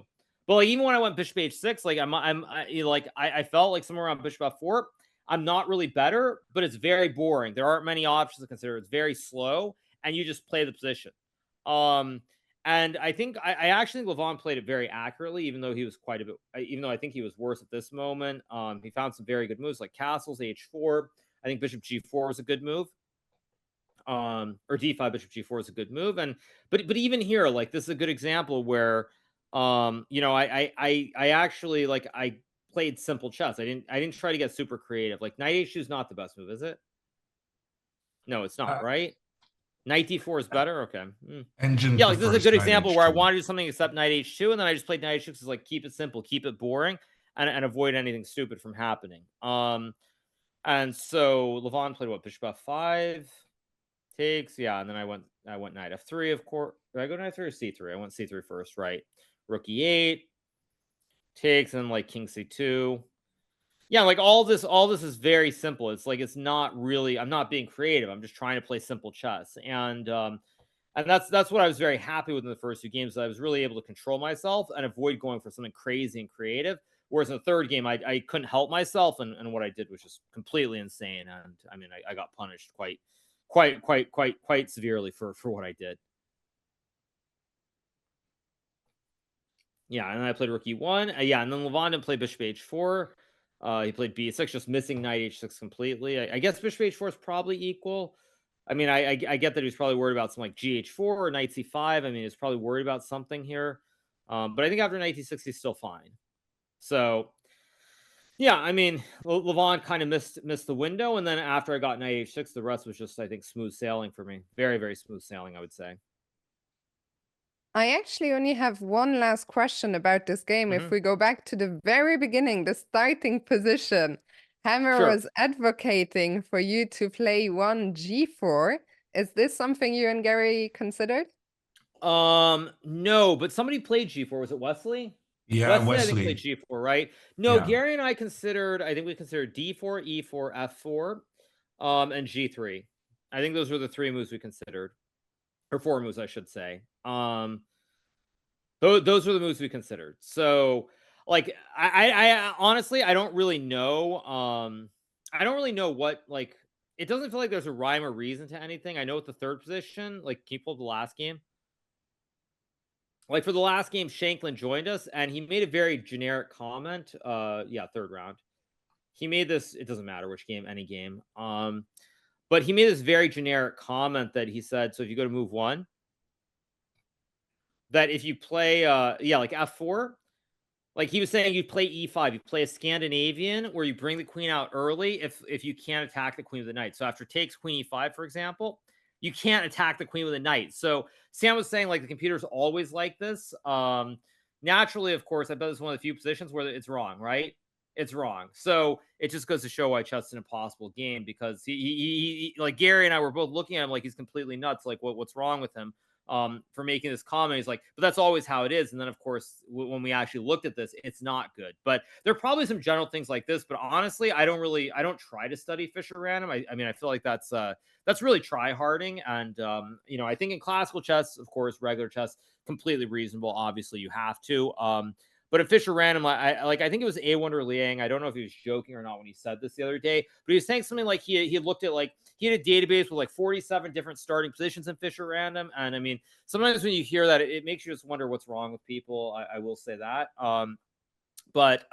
Wait, yeah, Hikaru, don't you think that if Fischer random was the only game mode we played in chess, do you really not think that it would just quintuple? I mean, if everyone would study every position, it would just increase the amount of theory.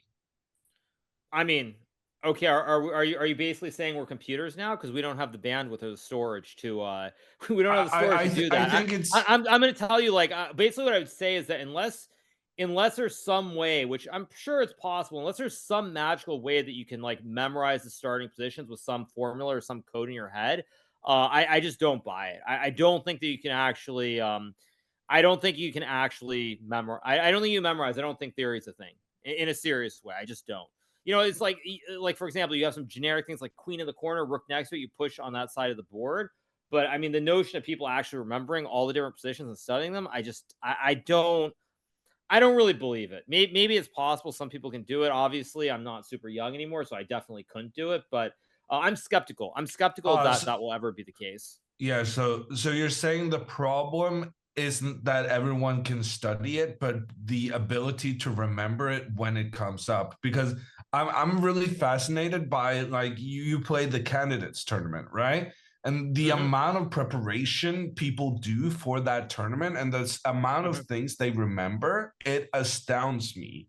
And sure, but you play every game with pieces on certain squares to begin with.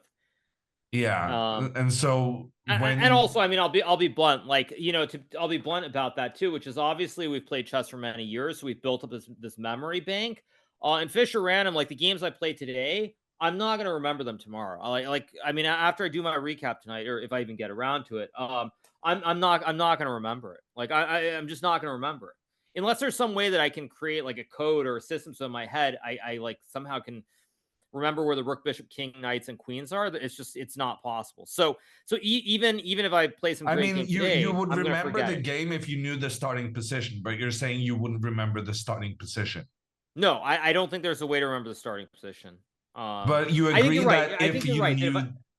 You're right that if I could remember the starting position, then it might be different. You're right about that. That if I could remember the starting position, but there are 959 positions, and I mean, in my opinion, that's infinitely harder than anything else I've ever done. Whether it's like these benchmark things, whether it's card counting, playing blackjack in the casinos, whatever it might be. Like, in my, like, I can't do this. I can't do it. I don't have a way of doing it. Maybe someone can figure it out, but it's definitely not going to be me.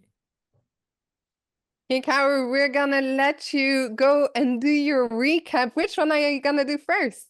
I mean, we know which recap I'm going to do because this is just a random tournament here in St. Louis. Obviously, I'm going to recap the game that was played earlier in Stockholm, the Pia won, because I mean, just a great game from her. I was going to say that there are a lot of things in chess. There are very, very fine lines, and I'll say this in my recap of that game. But the little nuances that change the outcome. You know, it's very, very minimal, and people probably won't pick up on it. But when Levy didn't play C5 in his game, he spent 20 minutes. I think he was up 10 minutes or something on the clock. He spent 20 minutes, didn't play C5, and Pia was able to play Rook E8 and then Knight E5 quickly and build this big pressure on the clock.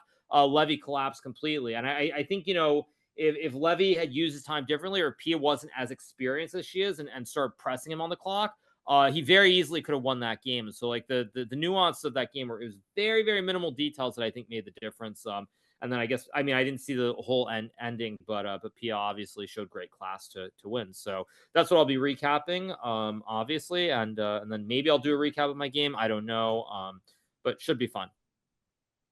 Fantastic, Hikaru. Thank you so much for dropping by, and best of luck for tomorrow. Look, I mean, I think what I'll say just to round it out is, you know, when I play this event, the main thing is I want to have fun. Like, I think that with Fisher Random specifically, the moment you start taking it too seriously, you start thinking about the result too much, and you start feeling like you have to win games and do crazy things, is when everything goes downhill. And like, as long as I remember that it's ultimately supposed to be fun and that I'm not a professional player anymore, everything should work out. But if I start having these delusions of grandeur, then then it could be bad. So I think that'll be my last bit of yapping for the day. And yeah, I'll see everybody tomorrow. See you tomorrow. Thanks for taking the time. No problem. Hope you guys enjoy it. See everybody. Bye. See you, Hikaru. Bye. And I think that's also gonna conclude the show on our end. Mr. Hammer, today, pity about the last game, but overall, I think there were reasons, you know. Games 1 and 2 were really nice, and I think Hikaru summed it up really well. Yeah. That 2 points out of 3 against that group of players it's a good score. And the only bad thing is how it happened. And in a way, you would prefer making 2 draws and getting the win, because then nobody would be on 3 out of 3. And unfortunately, the player Hikaru lost to is the guy who won every single game today. Incredible accomplishment by Fabi. And that means the rest of the field is chasing. They're going to have to really go all out for wins to catch Fabiano. And it's going to make for an interesting tournament. tomorrow Hikaru faces Sam Savian, Lenier Dominguez, and Gary Kasparov. It's gonna be a big one. We hope you guys will be back for more with us, same place, same time. And yeah, that's all for today. Thank you so much for watching. Have a good one, and we'll see you tomorrow. Bye-bye. Good night.